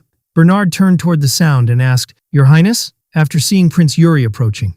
Bernard noticed the injury on Yuri and jokingly asked who was responsible for the wound this time. Yuri simply replied that it was his father's doing. Bernard smiled and said that His Majesty must have been harsher than usual, but that didn't mean he would go easy on today's training. Yuri let out a clear sigh and replied that he knew that very well. Yuri began thinking to himself, saying that when he thought about it, he realized Bernard had remained in Briolle because of his father. Then Yuri directly asked Bernard whether his staying in Briolle was conditional on a duel with his father. Bernard honestly replied that it was. Yuri then asked if Bernard would stay, if he asked him to, even without a duel with his father. Bernard was greatly surprised by Yuri's question and looked at him with obvious astonishment, without answering immediately. Then Bernard replied with a clear smile, saying, "No," which made Yuri feel annoyed inside by Bernard's harsh response. But Bernard then calmly said it seemed like Yuri actually wanted him to stay. He added that he might consider staying if Yuri showed him something convincing. Yuri asked what kind of thing would convince him, and Bernard replied that he wanted to see the dueling style of Yuri's predecessor, Eric Briolle. Yuri was surprised by the request and responded in disbelief, asking if Bernard really wanted him to teach him the founding king's dueling style. Bernard answered calmly and confidently that the idea had indeed piqued his interest. But Yuri immediately apologized and said he couldn't do that, internally noting that someone like Bernard, known as the Sword Demon, was the kind of person who would naturally make such a request, but still, he couldn't fulfill it. Bernard explained that it didn't matter if Yuri hadn't fully mastered the style yet, he had already taken that into account. Yuri clearly replied that it wasn't because he hadn't mastered it completely, but rather because it wouldn't be of any benefit to Bernard. He then explained that this dueling style was entirely tied to the mana style he himself used. Bernard was surprised and said he had never heard of such a thing before, since mana styles were usually used only to enhance sword techniques. Yuri confirmed that this was precisely why he couldn't teach Bernard the style. It would be like giving him only half the technique, not the full thing. Bernard stood quietly for a moment, touching his chin, as if deeply contemplating Yuri's words. Eventually Bernard agreed and said, "All right," which made Yuri light up with joy, asking if he was truly serious about his decision. Bernard smiled and confirmed that he agreed, even if the style was only half complete, and that he would stay in Briolle as long as Yuri was willing to teach him that special sword style. Bernard stated confidently that he was absolutely certain he would benefit from the style, even if only half of it, prompting Yuri to think to himself that Bernard was incredibly self-assured. Yuri enthusiastically accepted Bernard's decision to stay, but jokingly insisted that he had to stay in Briolle permanently. Bernard replied casually, "All right." Bernard then asked Yuri to begin demonstrating the style in practice, and the two stood face to face in a dueling stance. Yuri prepared himself and began clearly demonstrating his personal style, which he called Soul Severance, charged with glowing blue mana energy. Yuri suddenly paused when Bernard told him there was one thing he hadn't mentioned earlier, which sparked Yuri's curiosity. Bernard explained frankly that he had always planned to stay in Briolle, and laughed as he added that the king wanted him to remain for at least 10 more years, making Bernard smile lightly. In a moment of calm, Yuri asked in surprise why Bernard wasn't attacking him, since he stood motionless and steady. Bernard smiled and simply said that he would begin the attack, then raised his sword with great force, using his own mana energy. Yuri was surprised by Bernard's powerful attack and shouted in frustration and tension, asking why he would tell him that at that exact moment.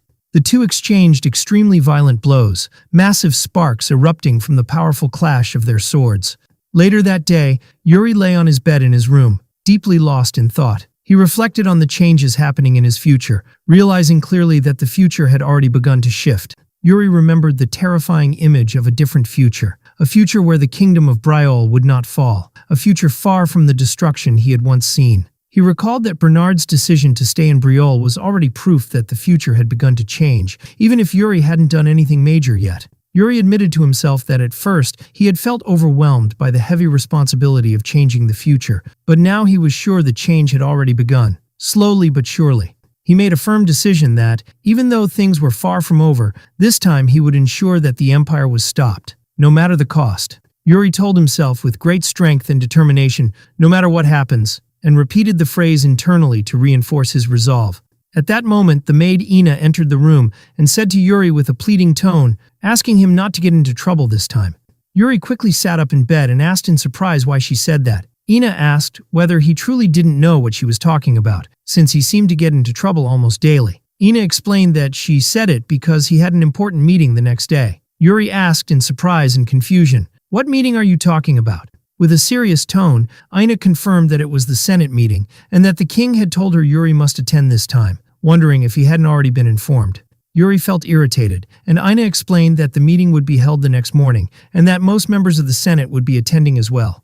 Ina added with clear concern that there would definitely be some frightening and stubborn individuals at that meeting, and she pleaded with Yuri not to hit anyone there. Yuri laughed as he gently held her hands, assuring her that he no longer acted so violently, and that she didn't need to worry about that anymore. Ina nervously asked him again if he was really sure. Yuri laughed confidently and replied that he was sure. The following morning, the members of the Senate gathered in a large hall in preparation for the long-awaited meeting. During the meeting, someone suddenly shouted in great anger, slamming the table forcefully and yelling, "No!" while Yuri sat calmly, staring at him, thinking to himself that Ina had been absolutely right to be concerned, especially since the angry man was none other than Duke Guittari. Duke Eugèse Gernard Guittari began the meeting with an open objection, stating that the mana technique Prince Yuri was learning was not officially recognized and claiming that it was inappropriate. Yuri silently questioned this as he looked at the rest of the attendees, recalling that this meeting was supposed to focus on the management of the kingdom, not questioning the king's decisions. But he felt deep disappointment as he realized this meeting had become a platform to confront and challenge the king's authority. He finally understood why his father avoided attending such gatherings. Duke Gernard continued his objection, saying it would be better if Prince Yuri learned Briolle's traditional sword style instead of this unapproved one. One of the attendees interrupted in protest, pointing out that the founding king himself had left behind this style, wondering how it could be called unrecognized. Duke Gernard sharply questioned the credibility of that claim, asking how they could be certain that this technique truly came from the founder, which angered the others, who asked if he was doubting the prince's own words. He calmly explained that he was simply concerned for the prince's well-being and wanted to be sure of the facts. Yuri finally intervened with a calm smile, saying that he was deeply touched by Duke Gernard's concern, so much so that he had dedicated an entire council meeting to discuss Yuri's personal mana technique. At that moment, Yuri recalled a dark memory about Duke Gernard from his previous life, remembering how he had been a traitor who surrendered easily to the Empire once Briolle fell, filling Yuri with anger and resentment. Duke Gernard then turned directly to the captain of the Royal Guard, Sand, and asked for his opinion on the matter. Sand hesitated slightly, and said he couldn't make a definitive judgment at this stage. He then explained that every mana style had its pros and cons, and its effectiveness could vary from person to person, prompting Duke Gernard to treat this as confirmation of his concerns. Duke Gernard declared that the Royal Guard captain's words confirmed the technique was uncertain and risky, and for that reason, he strongly proposed that it be disregarded altogether. Yuri objected strongly, saying that this wasn't what Captain Sand meant. He had only been referring to various aspects, But the Duke dismissed his words, claiming it meant the same thing and expressing his concern about the prince's safety. Yuri felt frustrated and angry, thinking to himself that the situation was going terribly. One by one, the attendees began to agree with Duke Gernard's opinion, making Yuri feel increasingly worried. Yuri thought deeply and realized that if he had only just begun learning the new mana style, he might have been able to switch. But now that the Soul Severance style had already merged with the core of his power, change was no longer an option. Yuri was anxious because he couldn't explain all of this to the council, and he wondered what he could possibly say. Suddenly, one of the attendees spoke up in objection, saying that Yuri's words sounded convincing to him. Everyone turned in surprise, wondering who the new speaker was, as he simply raised his hand and asked if he could speak. The man introduced himself as the Free Baron Calcio Erantia, and boldly asked the others, half sarcastically, if any of them had ever fought an orc before. A tense silence fell over the room, with attendees exchanging glances but offering no reply. At that moment, Duke Gernard looked sharply at the new speaker and demanded to know his identity and official position. Baron Erantia smiled calmly and introduced himself again, confirming that he was merely a free baron. Duke Gernard became furious and loudly questioned why a free baron was even present at a Senate meeting, one that was supposed to be attended by only certain individuals. Baron Erantia replied simply and calmly that he hadn't wanted to attend either, then added with a sly smile, what could he do about it? Baron Erantia finally revealed that it was Count Sidor who had asked him to attend, causing Yuri to be completely shocked and surprised. Yuri wondered why the border lord, who guarded Briol's borders, had become involved. He recalled that the man was a well-known lord who had spent his entire life on the battlefield and was famous as a true soldier. He then remembered that the lord was also known for never attending noble events, yet had sent a representative to the Senate meeting, which surprised everyone. One of the attendees began to wonder aloud why the lord had suddenly sent this representative, telling himself that while no explanation was owed, he was still puzzled. Baron Erantia, the representative sent by the lord, spoke up, saying that after seeing how the high nobles played politics here, he finally understood why the lord had sent him to this meeting. He added that the type of mana style didn't really matter on the battlefield, whether it was Briol's style or the Empire's lion style. What mattered was the person using it. He then turned directly to Prince Yuri, asking what the prince thought about this. Yuri responded clearly and confidently, saying he saw no reason why learning the mana style of his founding ancestor should be considered controversial, and he affirmed that he would learn it regardless of any objections. Baron Erantia then added clearly that if the prince who wields the sword chose to follow the founder's will, then those unrelated to the matter should not be making such a fuss about it. The representative continued sarcastically, saying that it was always those who had never wielded a sword who spoke this way. Lord Gernard objected angrily, saying that his words were rude and inappropriate. Baron Erantia calmly apologized, asking for forgiveness for his impoliteness, and explained that when one fights orcs daily on the front lines, that sort of talk tends to happen.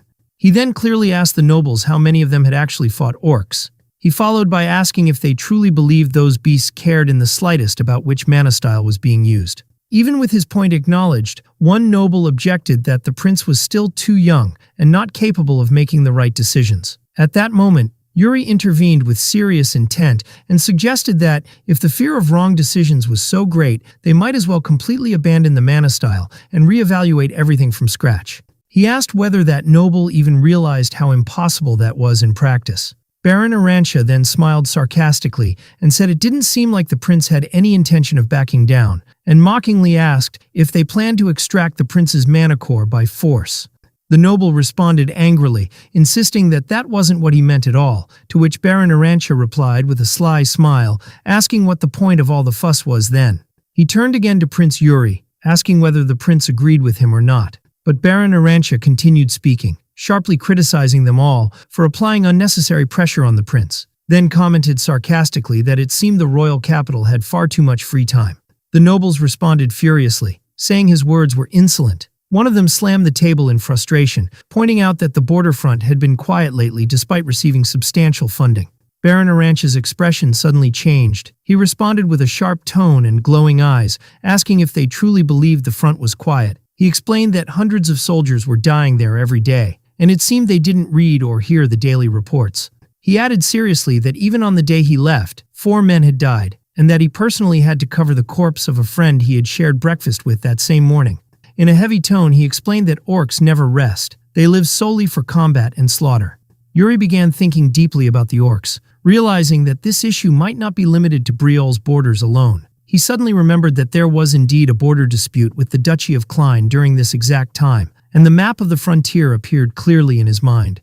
Yuri then recalled that the orcs had invaded the borderlands between Briol and Klein, launching violent and dangerous attacks that caused massive destruction and heavy losses. He asked with intense concern whether the orcs' behavior had changed recently, and the representative confirmed that they had become more dangerous and savage than usual. Yuri then asked seriously, "What about Klein?" which left Baron Arantia visibly stunned. Yuri began clearly asking about the status of Klein's army and whether it was also stationed in that part of the border, pointing out how strange the situation seemed. Baron Arantia responded nervously that Klein's border forces had suddenly withdrawn without warning or explanation. He added with a sorrowful expression that the border towns had been completely destroyed and the people were either killed or taken as slaves, describing the situation as utterly horrific. Yuri realized that the timing of events aligned suspiciously, leading him to suspect the possibility of a civil war, or perhaps a calculated conspiracy. The discussion shifted to another topic when one attendee mentioned that the third son of a duke had caused problems again, leaving Yuri feeling frustrated and annoyed. An awkward silence fell among the seated nobles, who appeared tense and uncomfortable. Yuri suddenly decided that the meeting had gone on long enough and clearly declared it over.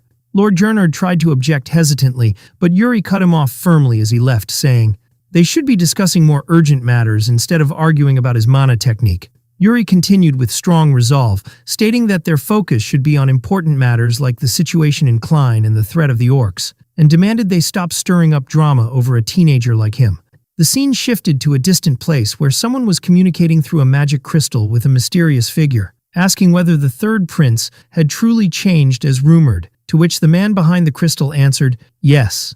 The mysterious voice asked Baron Arantia, seated before the crystal, what he thought of Prince Yuri. And Baron Arantia smiled confidently, saying the prince had a sharp and clear look in his eyes. The mysterious figure ordered further investigation into Prince Yuri, saying he clearly deserved attention, and instructed him to continue monitoring the third prince closely. Baron Arantia agreed, asking if he should dig deeper. The mysterious voice answered firmly, "Yes, if necessary." He ended the conversation with the mysterious voice, confirming that he would do so, and added that he would reach out again later. After the connection ended, the magic crystal went completely dark, and a deep silence filled the room. Baron Arantia sighed at his window as he looked out at the street, saying sarcastically that the place seemed calm and peaceful, while soldiers were dying daily at the border. As he continued watching the street, someone suddenly caught his attention.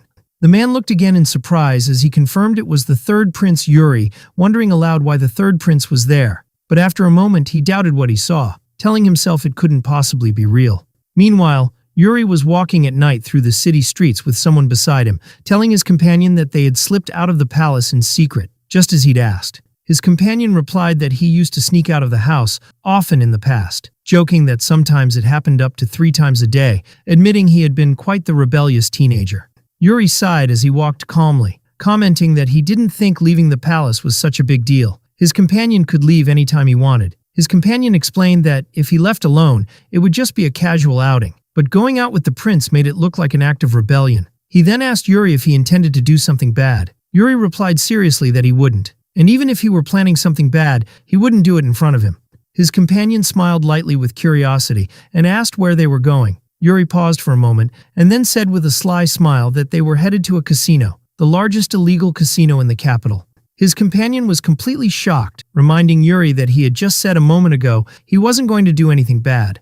Yuri calmly reassured him that he wasn't going to do anything wrong. He just needed him to take him there, especially since his companion knew the place well from all the times he ended up there drunk instead of going home. At the end of the conversation, Yuri suddenly stopped and declared with great seriousness that everything he was doing now was for the kingdom of Briol, affirming his deep resolve and determination. When Yuri's companion heard his plan, he was stunned and in disbelief, asking with concern if Yuri was truly serious about this. But after a moment, his companion smiled excitedly and accepted the idea with enthusiasm, saying he was ready to accompany Prince Yuri tonight on his thrilling mission to the casino. At that moment, Yuri recalled that in his previous life, among the people of Briol, there were a few individuals who had caused tremendous turmoil in the kingdom. One of those individuals was a major moneylender who was also the dominant leader of the entire criminal underworld. The second was a highly influential woman who had managed to build the largest and most powerful trade guild on the entire continent. And the last was a notorious assassin known for controlling the underworld through sheer force and spreading terror throughout the land. This assassin in particular had been responsible for instilling fear across all the streets of Briolle. Yuri remembered that in his previous life, the person who had managed to kill that legendary assassin was none other than Goryo, the powerful moneylender and underworld boss. Goryo appeared before Yuri and his companion at that moment, greeting them with a confident smile and saying it was a great honor to host such distinguished guests in his casino. Yuri stood confidently and asked Goryo with a calm smile whether he knew him already, which left his companion slightly confused. Goryo responded with a polite and confident smile, saying of course he knew who they were, the royal mage and the third prince himself, and that it was the least he could do to greet them in person. Yuri gave him a sharp look and clarified that he hadn't come to the casino just for entertainment or casual gambling. Goryo seemed very intrigued and smiled mysteriously. He then politely offered for them to sit down and talk more comfortably, gesturing toward the seats he had already prepared. Yuri sat down with his companion, who looked quite annoyed by what Yuri had said earlier, and asked him in a low voice why he had claimed he wasn't there to gamble. Yuri responded firmly, asking him to stay quiet. Goryo smiled with clear curiosity and asked Yuri, if not for gambling, whether he had come to borrow money. Yuri confirmed clearly and confidently that he did indeed want to borrow money from Goryo, and explained that he planned to invest it. Goryo slyly remarked that perhaps Yuri wanted to establish a private fund, and followed up by asking if Yuri had grand ambitions, which prompted Yuri to interrupt him sharply, saying that interrogation was not Goryo's duty. Goryo quickly and politely apologized, saying he didn't mean to be rude with his question. Yuri replied with confidence and ease that it was fine. He was there to request financial support and asked Goryo to get straight to the point. Yuri began explaining his plan clearly, telling Goryo that with the money he borrowed, he would purchase large quantities of a rare spice called Mogranja from the Klein region, pointing out that demand for it would rise dramatically very soon. Yuri's companion was visibly shocked and asked in disbelief what exactly he was talking about. Goryo expressed doubt about the profitability of investing in that spice, admitting that it was a key ingredient in luxury perfume production, but he questioned the true value of such an investment. Yuri firmly repeated that demand would soon far exceed supply. Yuri's companion began thinking deeply about possible reasons for the spice's price to rise, and recalled the recent problems in the Duchy of Klein and the Orc invasion, but he remained hesitant and not fully convinced. He felt confused and wondered if Yuri was really trying to buy up the spice before anyone else. Still, when he looked at Yuri's face, he saw a calm and deeply confident expression. That made him feel Yuri knew far more than he was letting on. In the end, Goryo smiled clearly and accepted the proposal, as Yuri asked him to name the loan amount, directly asking how much Goryo was willing to invest, not for the Prince of Briolle, but as a fellow investor. Goryo asked Yuri with a confident smile to sign the loan agreement. Yuri responded with an equally confident smile, taking the pen and signing without a moment of hesitation. After they left the place, Yuri's companion looked at him with visible concern and exclaimed in surprise that he hadn't expected Yuri to actually borrow money from Goryo, nor to sign the loan document so easily. Yuri's companion protested, saying it was unfair to him, and asked why Yuri hadn't told him the true plan from the start. Yuri smirked mischievously and told his companion that he didn't say anything because if he had, the first thing his companion would have done was drag him straight to his father, the king. His companion then asked if they were heading to the merchant guild now. Yuri replied clearly that he had a request to submit there. Yuri began recalling the details about the spice Mogranja in his mind and internally explained that this spice was guaranteed to generate profit. The reason was that the only chemist capable of developing a substitute was a close aide of Duke Klein. But unfortunately, he was assassinated as the very first casualty in the Civil War. Yuri added to himself that because of those events, Mogranja would remain the only available option for a very long time, meaning its market value would skyrocket, bringing massive profits to anyone holding large quantities of it. He paused for a moment and looked at an abandoned building, thinking to himself that he couldn't entrust such an important and sensitive task to just anyone. Suddenly, Yuri shouted with excitement that he had found it, causing his companion to cry out in shock and confusion. His companion looked around in complete disbelief when he saw the rundown building in front of him and shouted in protest, questioning Yuri's choice of such an old and decaying place. But Yuri ignored him and loudly called out the name Ellen Wood, which made his companion anxious and worried, urging the prince to wait a moment and not act so boldly in a place that clearly didn't look suitable to host a merchant guild. A woman opened the door and calmly asked who he was. She then answered herself, confirming that she was Ellen Wood. Yuri introduced himself clearly to Ellen Wood, stating that he was Prince Yuri Briol, the third prince. He then directly requested her to take on a specific task. Ellen placed her hand over her chest in visible surprise, a look of nervousness and confusion appearing on her face. At that moment, Yuri's companion shouted in shock, clearly distressed by the prince's decision, asking him with great irritation if he had completely lost his mind. Yuri replied with boredom and sarcasm, pointing out that his companion had grown way too comfortable speaking to him as if he wasn't a prince. His companion replied with deep frustration that anyone would have said the same thing, questioning how Yuri could buy spices through such a failed and broken-down business. But Yuri thought to himself, with complete confidence, that Ellen might seem now like a failed merchant facing great financial struggles. Yet he knew very well that this wouldn't last. Soon, Ellen Wood would become one of the most famous and wealthy merchants on the entire continent, running a massive trade guild that no one had ever heard of before. Yuri added internally that Ellen was completely different from Goryo, who always hid his true face behind fake smiles and resorted to shady tactics when cornered, while Ellen treated her promises and commitments to her clients as sacred. Yuri smiled inwardly with confidence, telling himself that in his past life, Ellen Wood had been a legendary merchant. But this time, he would turn her into a legend greater than anything the world had ever known. His companion, feeling completely exhausted, asked if Yuri was finally done with all his crazy plans, hoping this would be the last of it.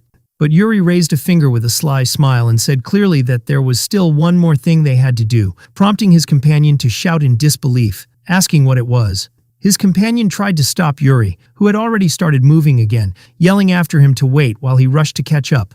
Gasping, he asked Yuri what he was planning this time and where they were going now. Internally, Yuri thought about his plan with complete confidence, reviewing the steps clearly. The first step was borrowing from Goryo, the second was using Ellen's trade guild, and now the final step would be to find the last key person to complete his plan. Yuri and his companion walked through a poor and run-down area where darkness and silence dominated the atmosphere. A miserable-looking young man sat on the ground in a dark corner.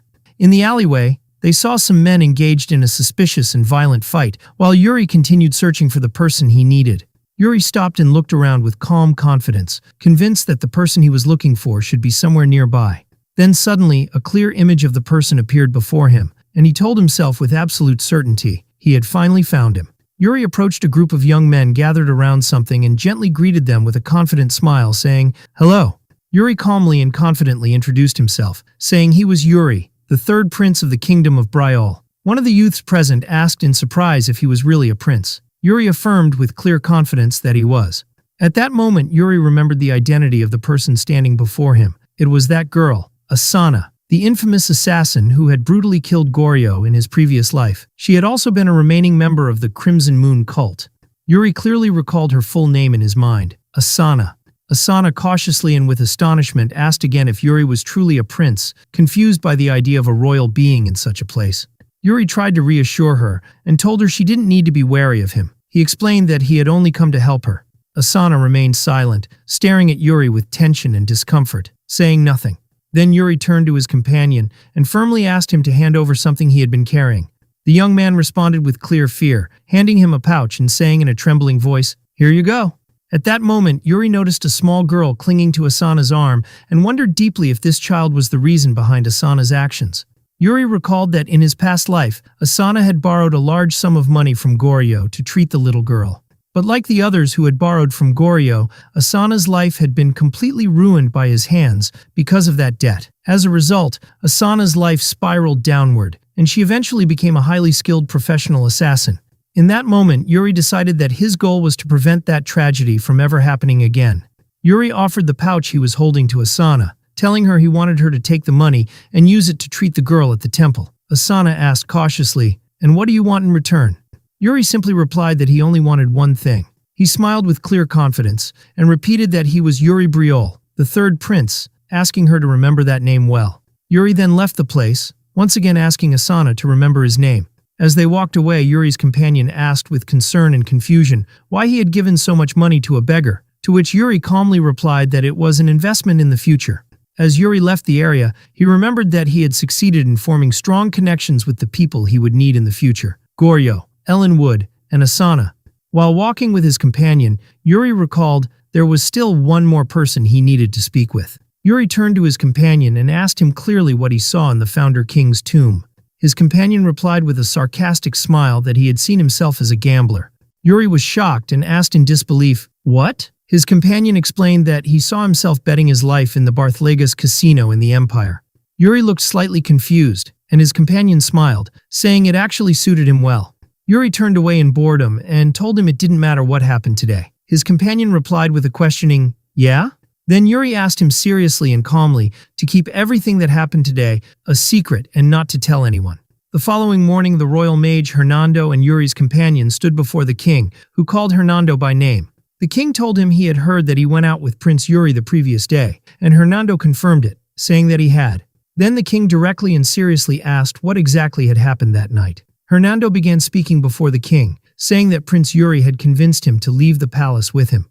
He then continued, adding that they went to a casino, the largest casino in the capital. The king was surprised by Hernando's words and asked seriously if the prince had actually gambled at the casino.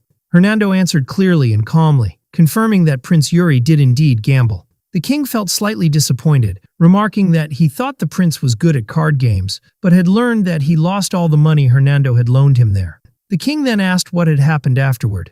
Hernando explained that Prince Yuri took money from Goryo, then went to a rundown old merchant guild and gave it away there. He added that the prince also gave a large sum of money to an orphan in the city, and then they walked around the area together to see how the people lived. Hernando explained with a clear smile that Prince Yuri seemed very interested in the way ordinary people lived. The king then asked with great interest if the prince returned to the palace right after. Hernando replied clearly, "Yes, and that's all that happened." The king responded briefly, saying that he understood. Then the king fell silent for a moment, thinking deeply without saying anything. Suddenly the king asked Hernando if he intended to attend the upcoming royal ball. Hernando replied with a bright smile, confirming that he would indeed attend the event. The king looked slightly surprised and told Hernando he thought he had no interest in royal events. Hernando simply replied that people could change their minds over time. Hernando added with a smile that it had been a long time since he participated in a dance, and he seemed excited for the upcoming ball. Meanwhile, Prince Yuri was training intensely with his instructor Bernard in the training yard, panting heavily from exhaustion. But suddenly, Yuri stopped training and looked around with clear confusion as he noticed something. Yuri turned to Bernard and jokingly said that Bernard seemed to be very popular. Bernard was puzzled and asked, "Excuse me?" Yuri explained that the maids kept looking at him and joked that Bernard should probably attend the ball, since many people would be waiting for him there. But Bernard replied plainly and coldly that he had no interest whatsoever. Yuri changed the subject, talking about the sword technique they were training in, saying that Bernard was right when he said the technique had no fixed stance or form, that he had told him before, and that he just needed to go with the flow and follow what the situation called for. Bernard sighed slightly and told Yuri that he still didn't fully understand the concept of a mana style that was also a sword fighting technique, and that to truly understand it, he would need to see it in an actual combat situation, which wasn't easy. He then added that Yuri was improving at an astonishing rate, praising him for being very skilled in using mana as well. He admitted that he was honestly surprised by Yuri's speed and ability with mana. Yuri felt a bit guilty inside because, in truth, he was trying to erase all traces of his old sword style from memory and replace it with the new one. But still, he felt things were progressing naturally. Bernard clearly advised him not to rush too much or push himself too fast in his learning, saying he was genuinely concerned about him. Yuri was surprised by Bernard's words and asked if he really was concerned. Bernard confirmed that he was, because Yuri was improving far too quickly. Bernard explained seriously, and with genuine care, that although Yuri had achieved a great deal for his age, his body had not yet fully matured, and that he needed to be extremely cautious. Yuri reassured his instructor Bernard with confidence that there was no need to worry. He would maintain his balance just fine. Yuri then asked Bernard to continue the training, but Bernard asked if he was sure. Yuri confidently confirmed that he was. During training, Yuri asked Bernard if they could spar using real swords instead of wooden ones, as he felt a strong internal desire to become stronger quickly. Bernard agreed to Yuri's request, and they both took a serious battle stance. Yuri jokingly proposed a simple bet, saying that if he managed to land a hit, Bernard would have to attend the ball, but Bernard firmly refused. Yuri asked him with clear frustration why he was refusing, and Bernard calmly replied that he would win anyway, and Yuri would just cancel the bet if he lost. This greatly annoyed Yuri. Yuri decided to begin the attack, and mana energy began gathering around his sword as he confidently declared that they would know the outcome soon. He charged toward Bernard with great force, shouting confidently that he would definitely land a hit. But in the end, Yuri was unable to strike Bernard as he had hoped, and the matter remained unresolved. A few days later, on the day of the royal ball, luxurious carriages and elegant horses moved swiftly and gracefully toward the ballroom. Inside one of these carriages sat the second prince of the empire, Georg Ivarna Granzelin, smiling as he told the person with him that she hadn't taken her eyes off the window the entire time. It turned out that the one looking out the window was Princess Yekaterina Ivarna Granzelin, who replied with excitement and a bright smile that she was simply very excited, since it had been a long time since she had attended such a ball. With a soft and radiant smile, Princess Yekaterina added that there was a particular person she wished to meet at the ball as well. That evening, at a grand and luxurious palace, someone asked Prince Yuri for his opinion of the venue's appearance. Yuri replied somewhat hesitantly that it felt overly decorated and excessively extravagant. Ina responded with a gentle smile, telling him she thought it looked wonderful, and reminded him that he used to love this kind of decoration in the past. She then informed him that she had finished preparing him completely for the ball, prompting Yuri to look at her quietly. Suddenly, Yuri asked Ina to dance with him, which left her surprised and flustered. Yuri explained that he wanted to practice dancing, and he had no one else to practice with, making her feel nervous and unsure. Ina nervously asked if this was really necessary, which made Yuri a bit confused by her odd reaction. With clear concern, Ina asked Yuri if he planned to make her trip or fall, but he quickly and firmly reassured her that he had no such intentions. Then Yuri calmly said he wasn't teasing her, trying to put her at ease. He stepped closer and calmly told her with confidence to follow his lead slowly. Ina felt nervous but nodded her head. As they danced, Ina asked if he was mocking her because he danced so well. Yuri confidently replied that he was indeed a good dancer, prompting her to ask how often he danced, and with whom. Yuri joked that he was quite famous, but had never danced with someone as short as her before, and promised that the height difference wouldn't be a problem for much longer. During the dance, Yuri calmly smiled and told Ina she had stepped on his foot. Ina playfully apologized, admitting she had made another mistake. At the grand ball, the ballroom was filled with nobles dancing to beautiful music. The king sat with regal presence on his throne, quietly sipping his drink as he observed the celebration. Yuri stood among the guests, observing the attendees and waiting to see what would unfold next. He noticed with great concern that Count Sidor had come in person, a rare occurrence, and wondered why the Count had shown up himself this time, especially since he had sent Baron Arantia last time. Then Yuri spotted his older brother and asked him calmly if his eyesight had worsened, since he had been wearing glasses more frequently. His brother reassured him that it wasn't serious enough to worry about. Suddenly, trumpets sounded, announcing the arrival of an important guest. The second prince of the empire, Georg Ivarna Granzelin, appeared, walking confidently and calmly toward the king. The second prince approached the king, and the two exchanged formal greetings with clear respect. The second prince told the king that he had come accompanied by his sister. At that moment, his sister, Princess Yekaterina Ivarna Granzelin, captured everyone's attention as she walked toward the king with grace and confidence. Yuri froze in place from shock when he saw Yekaterina, his face filled with astonishment and disbelief. Yekaterina bowed deeply before the king, offering her formal greeting. At that moment, Yuri clearly remembered his past life memories with Yekaterina, where their relationship had been very strong. But he resolved with firm and clear determination that he would not allow himself to repeat the same mistake again, vowing not to approach her. Nevertheless, Yuri slowly stepped toward Yekaterina and extended his hand to her in a polite, formal gesture.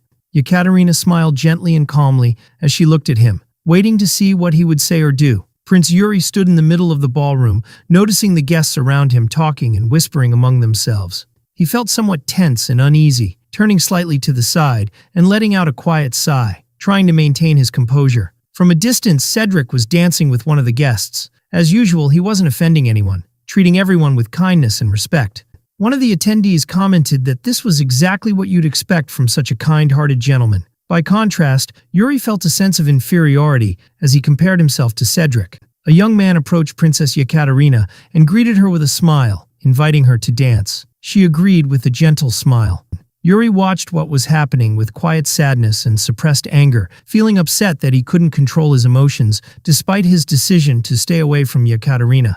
At that moment, the maid Ina approached him with a kind smile and asked if he'd like some cake. Yuri thanked her calmly and said he was fine, then asked if she was tired from working non-stop.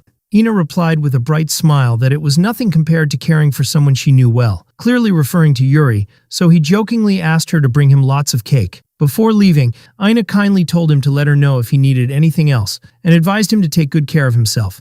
Yuri remained standing alone, sighing slightly and trying to clear his mind of the troubling thoughts. But suddenly, he noticed someone approaching, and he raised his head in curiosity. It turned out to be the second prince of the empire, Georg Ivarna Granzelin. A clear image of Prince Georg formed in Yuri's mind, and he remembered how, in his previous life, Georg was a powerful military commander, the very one who had led the imperial army in the invasion of Briol. Yuri quickly stepped forward and introduced himself formally to the second prince, saying, "I am Prince Yuri Briol, the third prince." Inside, he tried to stay calm, reminding himself not to show any open hostility right now. Prince Georg gave a cold smile and said with certainty, "Yes, you're the one." Yuri felt some tension inside, but kept his composure and steady gaze. Georg continued calmly, asking Yuri his age and commenting that he had heard Yuri had turned 13 this year. The prince then stepped back with a mysterious smile, saying with certainty that, as expected of Fiore's son, Yuri did possess some talent. Yuri burned with anger inside at the second prince's veiled threat. He admitted to himself that despite the prince's young age, it was hard to believe how powerful he already was. Yuri clenched his fist in silent fury and thought angrily to himself that the imperial princes were nothing but villains. Suddenly, Maid Ina fell to the ground after accidentally bumping into Prince Georg. She screamed in panic and apologized repeatedly. Ina trembled in absolute fear, her voice shaking as she apologized for spilling wine on the royal insignia embroidered on the prince's clothing. Prince Georg turned to her with a mocking smile and said in an icy tone, "That's a problem."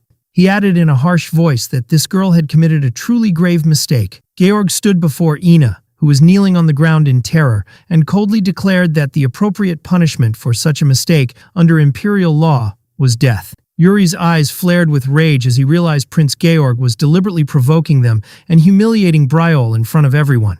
A stunned silence filled the room as Ina knelt trembling with fear, while Yuri stood ready to act, his fury clearly rising. Ina was filled with intense terror after Prince Georg declared his decision to execute her according to the law. With a cold and chilling smile, Prince Georg clarified that a beheading would suffice to carry out the sentence. But the king intervened at that moment with a firm tone, telling Prince Georg that this was his ball, and if the prince wished to see blood, he should do so on his own land, not here. Prince Georg smiled again and offered a formal apology to the king. He explained that, until now, the relationship between the Empire and the Kingdom of Briol had been based on mutual respect, but it seemed to him that they no longer wished to respect the Empire. Prince Georg asked the king if he remembered the incident of Gatensha, which clearly was a sensitive matter for the king. He went on to explain that in that incident, the king had personally executed a knight of the Empire, yet the emperor had chosen to honor the king's decision and took no retaliatory measures. Prince Georg said that the current situation was very similar to that one, and that he was only acting this way to protect the honor and peace of both nations. In his mind, Yuri recalled that painful incident, how his father had once killed a knight from the Empire in the past. The king placed his hand on his head with a clear look of fatigue, saying that he didn't really want to do this, but he simply wished to get it over with, realizing that the kingdom was now in serious danger. At that moment, Prince Georg had already prepared to carry out Ina's execution by sword, reassuring everyone that it wouldn't be too bloody. Yuri realized internally that if he intervened now, it would be a direct challenge to the Empire. His mind battled between reality and ideals, strength and reason. Nonetheless, Yuri affirmed to himself with unwavering resolve that the kingdom of Briol never abandons its honor, no matter the cost. He recalled his family's ancient vow, to protect the honor of Briol no matter what. Suddenly, Yuri called out loudly to stop Prince Georg, declaring that Ina was his personal maid. He then clarified confidently and firmly that her mistakes were his responsibility, prompting the king to realize he had completely forgotten that detail. Yuri announced to everyone present that he too was a prince, and asked them to consider that fact and reconsider the decision to execute Ina. Inside, Yuri admitted that in his past life he had been nothing but a criminal, and this life he now lived was a punishment for what he had done before. With a firm and resolute gaze, Yuri requested that Prince Georg replace the execution with a trial by combat. Prince Georg laughed lightly upon hearing Yuri's strange request. Then he asked Yuri to confirm his name. Yuri affirmed that his name was indeed Yuri. Prince Georg politely asked for permission to call him by name, and Yuri agreed. Prince Georg then turned to the king and said that the third prince had made a reasonable proposal, and that he intended to accept it, then asked the king if that was acceptable to him. After a moment of silence, the king agreed with a single word, "Yes," accompanied by a light sigh that reflected the weight of the situation. Prince Georg then explained to Yuri with a confident smile that he would not fight personally, out of respect for his own status. and instead would select the youngest knight of the royal guard to face him, since Yuri himself was so young. Yuri thanked Prince Georg politely, and the prince responded by saying he would see him later, then left, leaving Yuri to prepare for what was to come. Yuri called out to Ina in a calm voice, while she was still trembling on the ground from fear. He extended his hand to help her up and gently told her to stand, surprising Ina with his gesture. She spoke with clear nervousness. Yuri placed his hand gently on Ina's back and asked her to go and rest for a while. But Ina looked at him with deep sadness, wondering how she could rest while he was in this situation because of her. Yuri reassured her with a quiet smile and told her not to worry about him. After Ina left, Yuri walked away from the area with calm and confident steps. Suddenly, Yuri noticed Princess Yekaterina sitting alone in the distance, and he was struck with surprise and hesitation for a moment. He stared silently at Yekaterina, repeating her name in his mind without saying a word. But Yuri quickly pushed those thoughts aside, calling them unnecessary and unhelpful. He continued walking away from the scene, heading toward the ballroom exit. At that moment, Count Sidor stood alone, quietly sipping wine while observing the guests. Later, Yuri was seen walking calmly through an empty palace corridor, deeply lost in thought. Just then, his older brother Cedric suddenly appeared in front of him, but Yuri continued walking, trying not to look at him. However, Cedric asked in a calm voice what Yuri had been thinking about, causing Yuri to stop and turn to him with visible tension. Yuri was slightly surprised and uneasy at his brother's presence. Then Yuri explained to Cedric that he couldn't just let Prince Georg kill Ina. Cedric gave a warm and gentle smile and said to Yuri in a soft tone, "You really are," without finishing the sentence. Cedric stepped closer and gently patted Yuri's head, smiling as he said, "You're kind," a clear gesture of understanding and appreciation for Yuri's actions. Yuri felt happy and comforted by Cedric's gesture, and a soft, peaceful expression appeared on his face. Yuri thought to himself with a quiet smile that it had been a very long time since he'd felt this way. Cedric then calmly asked Yuri if he needed help with what was coming next. Yuri recalled what Prince Georg had said about the duel, that it was now inevitable, and that he had to fight for the honor of Briol. Yuri replied to Cedric calmly and confidently, saying he knew exactly what was worrying him and that he would handle it himself without any help. He explained with clear confidence that he was the one who started this, and it was up to him to finish it. Cedric smiled and said with complete calm that he had full faith in him. He then told Yuri to go and get some rest, and not to worry about the rest of the event. He would take care of it himself. Yuri quietly thanked his brother Cedric and left, while Cedric thought to himself that if the kingdom hadn't fallen in the past, Yuri surely would have become a great king. As Yuri left, he resolved firmly that he would do everything in his power to one day witness with his own eyes the kingdom Cedric would build in this new life. Yuri affirmed to himself with complete confidence that he would fight to make that dream a reality, no matter the cost, even if he had to face anyone. The next morning, Yuri stood ready, facing the opponent chosen by Prince Georg for the duel. In the dueling hall, everyone sat quietly, anticipating what would happen in the upcoming fight. One of the nobles in the council commented in surprise at the idea of the third prince engaging in an actual duel and asked the captain of the royal guard, Sand, what he thought about it. At that moment, the imperial knight began preparing. One of the attendees noted that this knight's mana was incredibly stable and that he was very skilled with a sword, even though he wasn't officially a knight yet. It was clear from the knight's expression that he was someone of great skill, and someone nearby praised him, saying he was undoubtedly very talented. One noble worried aloud whether Prince Yuri would be all right in this duel. Another noticed someone smiling and asked why, only for the smiling person to gesture toward the arena, prompting him to look for himself. In the center of the dueling grounds, Yuri appeared incredibly calm as he prepared, relaxed and at ease, showing no signs of tension, which surprised everyone. The smiling onlooker remarked with confident certainty that there was no need to worry about Prince Yuri. His obvious self-assurance said it all. He began to recall the title of Grand Magus, an extremely high rank that very few ever attained in the Tower of Magic. It was said this rank was only given to a mage who had obtained Origin Magic, a truly exceptional power. Among the various types of magic, there was a special form called Fate Revelation Magic, which allowed its wielder to glimpse the fate of the world. And Hernando was the only person in the world who had ever reached that level and mastered Fate Revelation Magic. At that moment, Hernando was sitting in a casino, seemingly having just lost a large sum of money for the first time since acquiring Origin Magic, leaving him stunned and confused. He wondered internally if the loss was just a simple coincidence, but quickly dismissed that, insisting to himself that it was no ordinary coincidence. Hernando realized that despite his ability to read the future of others and effortlessly sense flows of luck, he could not see anything about Prince Yuri, which deeply unsettled him. Instead of seeing Yuri's future clearly, Hernando had visions, strange and terrifying ones, of a black-haired, black-eyed youth bearing the royal crest of Briol and wearing an aloof expression that unmistakably represented the third prince Yuri. In that dreadful vision, Hernando saw Yuri continuing to fight while his body was covered in blood, using his sword with courage and determination until he finally collapsed to the ground. From that moment, Hernando realized that the story he once thought to be mere coincidence was now clearly revolving around a single focal point, Prince Yuri. And after observing Yuri's strange and sudden behavior in recent times, Hernando became fully convinced that the miracle magic, fate revelation, was indeed real and usable. At the end of his contemplation, Hernando reached a stunning conclusion, that Prince Yuri was someone with no predetermined fate. Back in the dueling arena, the Imperial Knight called out to Yuri, asking whether he intended to keep waving his sword in the air or if he was actually ready to fight. Prince Georg asked Yuri if he needed more time to prepare for the duel. But Yuri replied calmly and confidently that he was completely ready anytime, and the Imperial Knight answered likewise, saying he too was ready. At that moment, the king announced loudly and officially that the duel would now begin. The two opponents stood face to face, each fully prepared and cautiously awaiting the first move. Yuri launched the first attack with great strength and bravery, charging at his opponent without hesitation. The Imperial Knight responded quickly, and a fierce exchange of blows began between them.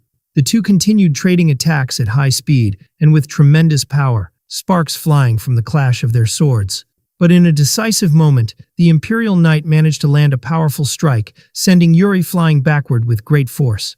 Yuri rose from the ground with difficulty, gripping his sword with fierce determination, ready to continue despite the blow he had just received. The Imperial Knight raised his sword high, preparing to launch a decisive strike, his face filled with determination and power. During the battle, the king quietly called out to the mage Hernando, prompting Hernando to quickly turn his attention to him. Hernando politely asked what the king needed, though he appeared slightly confused. The king asked Hernando seriously what he thought about the outcome of the duel currently taking place.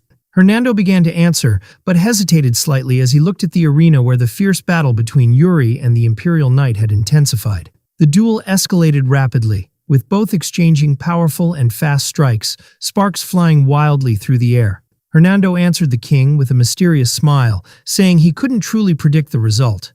The king reminded Hernando of what he'd said before, how he had come to Briol in the first place, guided by heavenly omens. Hernando nodded quietly in agreement. Meanwhile, the soldiers present in the hall were extremely tense. One of them asked Commander Sand if it was time for them to leave. Sand firmly responded, "No."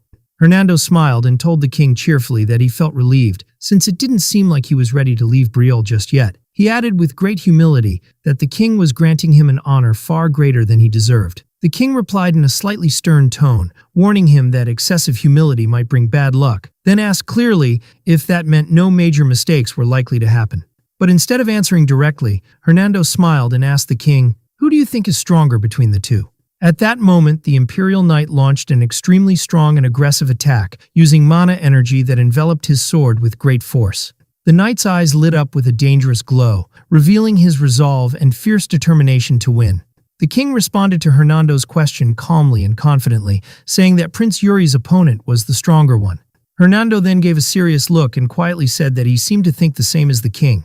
Hernando began to recall when he first arrived in Briol, and how he had been certain back then that the heavenly signs were leading him to this place. He told himself that those divine omens had shown him that the one capable of changing the fate of the world was indeed in Briol. But he also clearly remembered that, at the time, the sword had not yet been drawn, which is why he believed he had no reason to stay. Hernando turned toward the king and said that he had truly believed his time in Briol had come to an end. But at that moment, Yuri rose from the ground once again to launch a strong and fierce attack toward his opponent. Yuri stood firmly, completely prepared to finish the fight now, his face displaying great determination and confidence. Yuri began to activate his mana power intensely, declaring that the time for tests and evasions was over. He suddenly charged at his opponent with incredible speed, announcing in a loud and clear voice that it was time to end this match. His opponent was shocked by Yuri's sudden and unexpected speed, exclaiming in surprise that Yuri had suddenly become fast. The two exchanged extremely powerful and violent strikes, their swords clashing with intense force and aggression. At that moment, the Imperial Knight realized the situation had become very dangerous for him, and for the first time, he felt true fear as he thought, "I'm going to die." Meanwhile, Prince Georg and Princess Yekaterina watched the scene unfold with great worry and shock. while the king remained seated, silently observing everything with intense focus. The audience was in utter shock at what was happening in the arena, as one person expressed disbelief at Prince Yuri's sudden performance. The mage Hernando smiled in surprise and admiration, saying he couldn't believe Yuri had activated the sword's power at that exact moment. In the dueling ground, the Imperial Knight froze in shock as his sword shattered from the force of Yuri's sudden strike. Hernando recalled the reason he had come to Braiol in the first place, saying he originally came chasing celestial signs, but in the end, he found someone who defied them. Elsewhere at the ball, Prince Georg was seen smiling, while Hernando continued thinking to himself that life had turned to death, and death to life, and that the fate of the present had completely changed the moment the third prince's sword activated. He continued his inner thoughts, saying that every step Yuri took now was defying the will of the heavens themselves, and confirmed that Yuri had become someone completely beyond the bounds of fate. Yuri smiled joyfully as he received the crowd's cheers, and Hernando thought to himself that Yuri Braiol was the one who transcended destiny. Hernando expressed deep admiration for Prince Yuri, saying internally that he was truly astonishing, and he couldn't wait to see how far he would go. Yuri smiled with confidence and thought to himself that from this moment forward, he would change the fate of the entire world. Hernando continued thinking that he had come here following fate, but ended up meeting someone who challenged it. He added that he felt a great thrill as he waited to see how Yuri would surpass the fate of this world. 5 years later, a clear and beautiful view of Braiol's palace appeared, with a very calm atmosphere. Inside the palace, a new maid was nervously hurrying, thinking to herself how things were supposed to go smoothly, but still wondering how she managed to lose her way in a place she'd already been shown. Suddenly, the maid heard someone call out to her, which startled her greatly. She turned around nervously to the speaker, a young man with a serious expression and black hair, who asked if she was new here. The maid noted mentally that his black hair symbolized Braiol's royalty. The young man continued questioning her in a serious tone, asking what she was doing there at that hour. The maid tried to respond, but her nerves made her stumble over her words. She tried to calm herself down, telling herself to answer, as the older staff had trained her to. But the young man repeated his question more sternly, making her more flustered. She recalled that if someone looked bored, it was the king, and if someone smiled kindly, it was the crown prince. But she confirmed internally that this young man was neither. The maid noticed the young man's eyes were sharp and slightly intimidating, making her even more anxious. The young man asked her in clear annoyance if she was ignoring him on purpose. In her mind, the maid was now certain that this was the third prince. She nervously said that she had somewhere she needed to go. With clear frustration, he asked her if there were secret orders among the staff to avoid speaking with him. He then said sternly, and with obvious irritation, that he would take this opportunity to teach everyone a lesson today. Suddenly, the two heard a calm voice say, "Brother," and the newcomer asked the young man firmly what he was doing this time.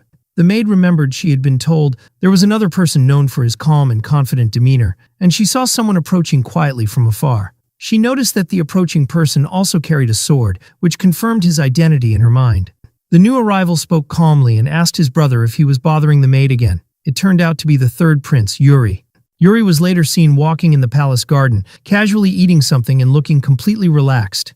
As Yuri walked calmly, he gestured toward himself in a self-mocking way. In a cute cartoon-like scene, Yuri repeated the question to the young man, asking if he was bothering the maid again. The young man snapped back sharply, "No." In the end, the maid shyly offered a small gift to Yuri as a way of thanking him.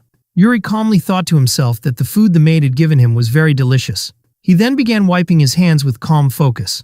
Yuri began thinking deeply about the concept of unarmed state. He realized that in this particular state, even while holding a sword, the pressure on his hand became lighter thanks to his use of mana. After deep reflection, Yuri confirmed internally that he had indeed reached that advanced level. Yuri remembered that 5 full years had passed since his return to the past. He clearly recalled the moment he had awakened in the past after being killed by Laurent's sword. Now, after those years had passed, Yuri stood quietly in the garden, realizing that the peaceful days he had lived were nearing their end. Yuri looked toward the palace and calmly told himself that everyone inside was definitely talking about him now. Meanwhile, Yuri stood outside the meeting room, listening to an angry voice from inside, asking in great irritation if they were simply ignoring everything he was saying. The angry voice continued complaining from within, insisting that the other party wasn't listening. A tense guard standing beside Yuri politely informed him that those inside couldn't hear him because of how focused they were on the meeting, and suggested he knock again. But Yuri ignored the guard and forcefully flung the door open, surprising the guard, who cried out in panic, asking him to wait. Yuri entered the room with a sarcastic smile, apologizing to everyone and saying that he had knocked before, but no one heard him. So he had to knock a bit louder the second time. One of the attendees was stunned, wondering how what Yuri had just done could be considered mere knocking. Yuri then approached the king and calmly said that he would like to join the meeting. The king calmly agreed and told the attendees to proceed. During the meeting, one of the nobles explained that they had no reserve forces to send in support of the allied troops. Another noble angrily objected to this statement and accused him of completely ignoring the empire's request.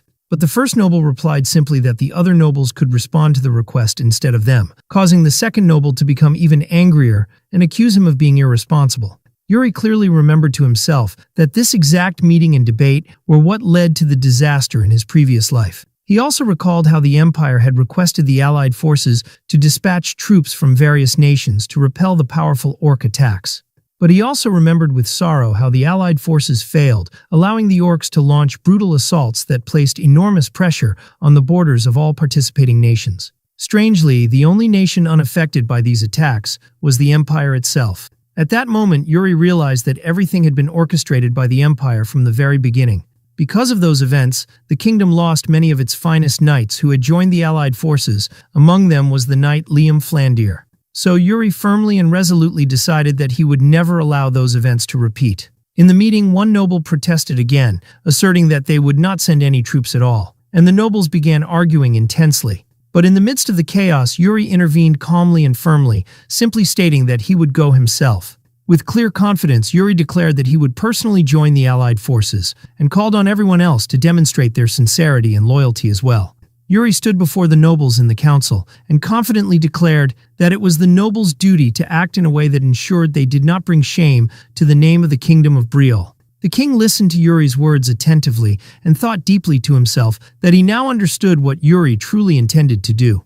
In the training yard, Yuri continued practicing swordsmanship with great seriousness and clear focus, when suddenly someone called out to him loudly while approaching from afar. Yuri looked toward the voice and saw it was his brother Cedric rushing toward him. Cedric reached Yuri, panting heavily, and asked him anxiously if he truly planned to go to the Allied forces. Yuri replied with clear confidence that he did. Cedric seemed concerned and reminded Yuri that there was no real reason for him to go personally, pointing out that his status as a prince didn't require it. He also asked him to be rational. Yuri smiled with confidence and told Cedric that this was a royal duty he must fulfill. Cedric finally gave in to Yuri's decision and told him that he now understood his way of thinking. He then asked Yuri to return safely and promised that he would protect the palace in his absence.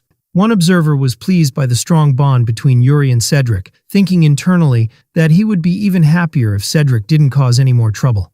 Yuri jokingly asked Bernard if he was worried about him too.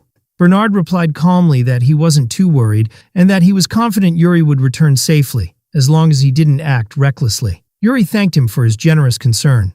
But Bernard added more seriously, asking Yuri to be cautious. Yuri explained to Bernard that dealing with the orcs would be a bit difficult, as they were stronger and more despicable than one might imagine. He also warned Bernard about a special kind of orc that carried flags on their backs, known as orkval, and advised him to be extremely cautious when facing them. Yuri added that this type of orc was more ferocious and powerful than the others, making them far more dangerous. Yuri reassured Bernard that he had special ways of handling the situation, prompting Bernard to ask if he already had a specific plan. At that moment, a maid interrupted them, calling out loudly to Yuri and saying there was a guest waiting for him with something he had previously requested. Yuri confirmed to Bernard that he did indeed have a very specific and highly specialized plan. In the guest room, the deputy head of Ellen's trade guild, Guillermo, sat waiting for Prince Yuri and greeted him respectfully when he arrived. Yuri immediately asked about Ellen, and Guillermo replied that she was currently traveling and that he was there on her behalf. Guillermo explained that Ellen was still continuing her journeys herself. Despite his suggestions for her to slow down, she had replied that she was simply doing what she did best. Yuri jokingly asked Guillermo if that was the only reason for his visit, and Guillermo smiled, saying that he had brought the item the prince had requested last time. Yuri opened the box Guillermo had brought and smiled in satisfaction, telling him he had done well. Internally, he felt great happiness that the item he had long awaited had finally arrived. The item inside the box was a set of special daggers known as Elementarian. Guillermo asked Yuri cautiously if these daggers were truly valuable, as they looked to him like ordinary decorative blades. Yuri replied with great confidence that they were indeed extremely valuable. Yuri smiled and explained that these daggers were rare artifacts imbued with very ancient magic. The deputy head of Ellen's trade guild was extremely frightened and shouted nervously that the dagger was moving on its own. Yuri calmly reassured him that he wouldn't die, and the deputy asked nervously whether Yuri was controlling the dagger with mana at that very moment. The deputy commented in clear astonishment that he had no idea Yuri was this powerful. Yuri answered with a smirk and sarcasm, saying he hadn't just been playing around these past few days. Suddenly, the deputy noticed a change in Yuri's expression and asked him anxiously what was going on, but Yuri calmly replied that it wasn't important. Yuri asked the deputy to send his regards to Ellen and to later report how preparations were going for the new guild branch in the empire. The deputy agreed and left politely. Yuri lay back on the couch in a relaxed posture, then called out clearly that she could come out now. At that moment, Asuna quietly emerged from behind him after hearing his call. Yuri calmly asked Asuna what had happened with Goryo. She replied that she had delivered the warning exactly as he had asked. Asuna explained with a calm smile that she had left a warning message next to Goryo's head in his bed, which had frightened him terribly. Yuri laughed cheerfully and told her she had done a great job, adding that Goryo never stopped trying to get Ellen's money. After a moment of silence, Asuna cautiously asked Yuri if he truly intended to join the United Forces, as she had heard from the servants. Yuri calmly confirmed that he did. Asuna carefully asked Yuri to be cautious, and Yuri smiled calmly, saying she was speaking as if he were going alone. Asuna was slightly surprised and asked him directly what he meant. Yuri smiled and told her that she would be going with him too. Asuna gently smiled and calmly asked him if he really thought she could keep up with him in battle. Yuri responded with a confident smile, saying he trusted she could. Asuna then left the room, saying she'd rather go anywhere with him than return to where she came from, and promised to contact him again soon. A few days later, it was the day of Yuri's return to the battlefield, and the kingdom's flags were raised high. Cedric called out to his brother Yuri as he stood before him, and earnestly urged him to take good care of himself. Yuri reassured him with a big smile and said with clear confidence that he was invincible, promising to raise the honor of Brielle high. Cedric smiled, and Yuri jokingly told him to take breaks during his studies, and not to strain his eyes. Cedric laughed and assured him he would. Cedric hugged Yuri as he sadly bid him farewell, and told him he'd see him soon. Yuri replied with a warm smile that he would definitely return. In a later formal ceremony, the king announced that the ceremony would now begin. Yuri stood before everyone with complete seriousness, waiting for the official start of the event. The king calmly asked Yuri if he was feeling nervous, and Yuri replied with strong confidence that he wasn't nervous at all. The king asked Yuri to turn and look behind him. Yuri turned around and saw the massive crowd of assembled soldiers, whom the king described as precious lives that Yuri must protect. Internally, Yuri felt sorrow, knowing that not all the soldiers would return safely, but he vowed to himself that he would make sure none of them suffered a tragic death like in his previous life. The king asked Yuri with utmost seriousness if he was confident he could do that. Yuri began to answer that he could, but the king cut him off firmly, saying that if he truly believed that, then he had to bear the responsibility.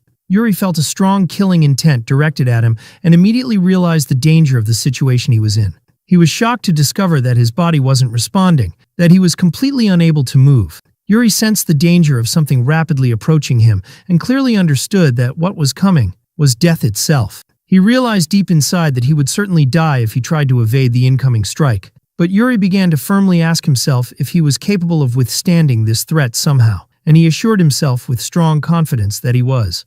At that moment, Yuri unleashed his mana with immense power, manifesting as a bright blue glow. He attacked with all his might, channeling the blue energy in a strike that was both powerful and completely unexpected. Yuri's overwhelming power clashed violently with his opponent's force, resulting in a massive explosion and an intense shockwave. Yuri was surprised to see the king standing before him, smiling confidently and telling him that he had done well. Yuri was startled by what had just happened. The king, noticing something placed on Yuri's chest, told him calmly that it was a substitute for a departure letter. The king sternly and clearly ordered Yuri not to take too long, and to return alive. Yuri firmly replied that he definitely would. After that, Yuri stood before the soldiers and boldly declared with clear strength and confidence that he was the third prince of the kingdom of Brielle, Yuri Brielle. He confidently asked the soldiers to place their trust in him. Yuri raised his sword high and rallied the troops with great passion, commanding them to move, and their voices erupted with energy and support. Later, in a dark and mysterious place within a prison, there were creatures locked behind bars, staring from the shadows with glowing red eyes. Also appearing was the old knight, Liam Flandier, who spoke in a deep voice, telling Yuri that they were meeting again after 5 years and addressing him as the third prince.